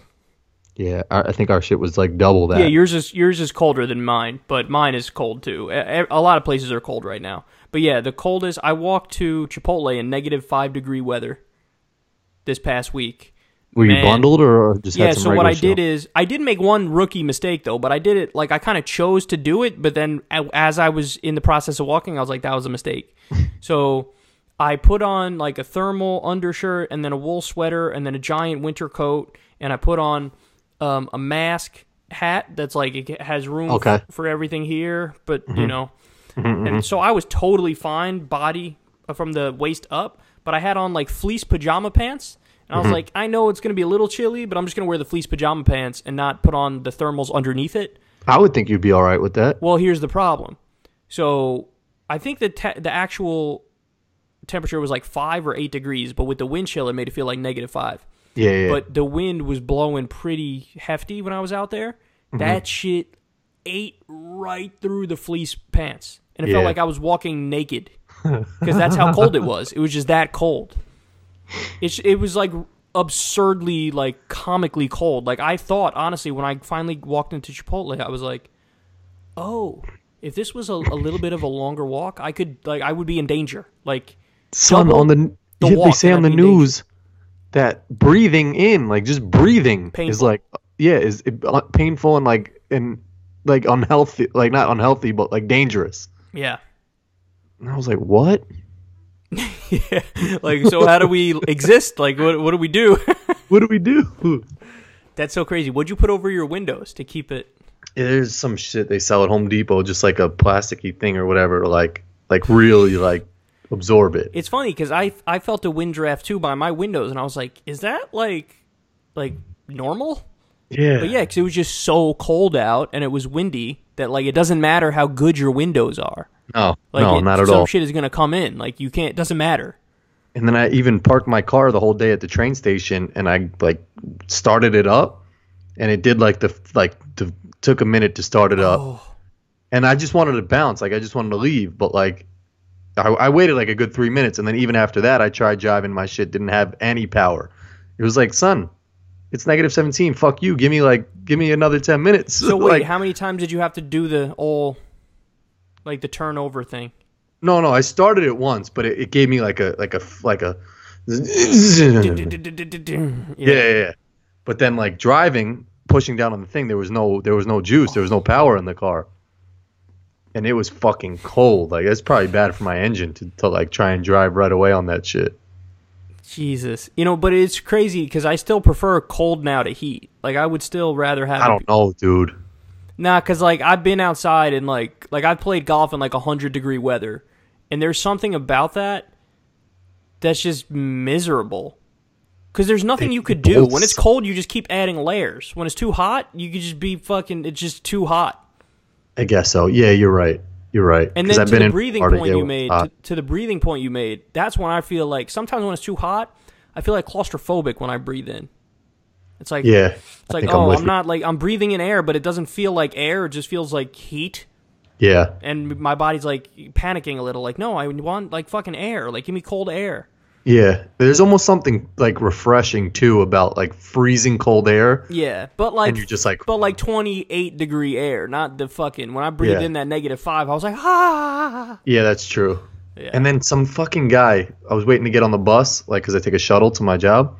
He had like this vape pen, and it was freezing cold, and like there was regular people's breath going up in the air, and then he would do this vape pen like bubble, and it was just all going like on me. Oh. And I was like, fuck this dude. Did it at least have a nice like fucking vanilla flavor or something? No, it was like, although I was somewhere and I smelled like a good smell, I was like, oh, you guys smell that? It smells sort of good. And then I saw where it was coming from. It was like some guy's vape pen, and I got mad. Because they have different flavors. Like the flavored ones I don't mind the smell of, but if I don't get the vape pens, and now there's the other thing too. There's another thing that kids have, that these kids have. It's not a vape thing, but it's similar? Yeah. Oh, I don't know what this is, but now I'm curious. Not an e-pen or something. You got to like charge it. Man, I don't know what it is. I can't think of the name. Everyone's gonna know that shit. Well, good. They got to tell me what it is because I'm curious. Oh, can we do the poll results, or we got? Oh yeah. Good. I'm happy that you fucking thought of that because I forgot.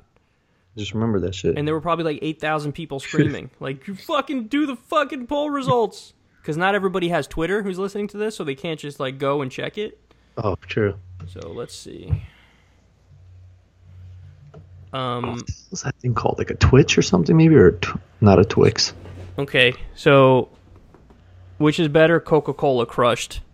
Really? Yeah, it crushed, man. 68%, 2,533 votes. Fuck. Coca-Cola 68%. That's wild. That's disappointing. They just have better advertising campaigns. That's like a Bernie Sanders versus Martin O'Malley type number. That's like crazy. Okay, best soda, Dr. Pepper crushed. Really? Dr. Pepper crushed, son. In fact, I'm a little tight. Even though the audience picked the same shit that I would pick, because I would pick Coca-Cola in the first one, I'd pick Dr. Pepper in the second one. Mm-hmm. But Dr. Pepper crushed with 54% with 4 options. So even with 4 options, they got a majority, which is crazy. Yeah. So, but people were disrespectful a little bit here. What got second? Orange, 20%. Okay. Cream, 17%. Okay. But no, then they gave Cherry 7-Up 9%. They don't, so people don't know about Cherry 7-Up. They don't know about that. Yeah. No. That shit is refreshing as fuck. I demand a recount. This shit is illegitimate because, honestly, my list, so the order that I would go in of these, Dr. Pepper, Cherry 7-Up, Orange, Cream. That's what I would do. I think I would flip-flop cream and orange. And orange, yeah. But that's what I would do. And people There's nothing better than a glass cup with ice cubes and some Cherry 7-Up in that bitch. Yes. Delicious. Oh, so good. I could drink the whole bottle. Like, that's one of those you could just keep refilling it. You just keep going. Because it's like, it's sweet, but it's not like disgustingly sweet like the strawberry soda I was talking about. Yeah, and it's refreshing. Yeah, totally refreshing. Yeah. Those were good polls this week. I can't wait for the ones next week. I got to think about what we're going to do for next week. I know. I'm going to try. Those were good. I like this. The Kyle and Corin polls are now a tradition. I like that. Both our polls. What's that? Our polls are rising. My poll is always rising. Someone made a joke at the wedding. They're like, let's walk down the aisles with our dicks out. And I was like, my shit ain't getting past the zipper right now, bro. It's like -5 degrees. He was like, yeah, you're right. Me too. And that dude he's saying that, and then he's like, hoping everybody says yes, because then he'll just stare at everybody's dick. It's like, guys, I totally don't want to do this, but what if we all took our dicks out? You want to do it? Who's down? And everybody's like, nah, we're good, man. He's like, sure? Yeah, no, I agree. I was just kidding. Yeah, you probably did. Yeah, it's probably a reason for that shit. All right, guys, we love you, and we'll talk to you soon. Peace.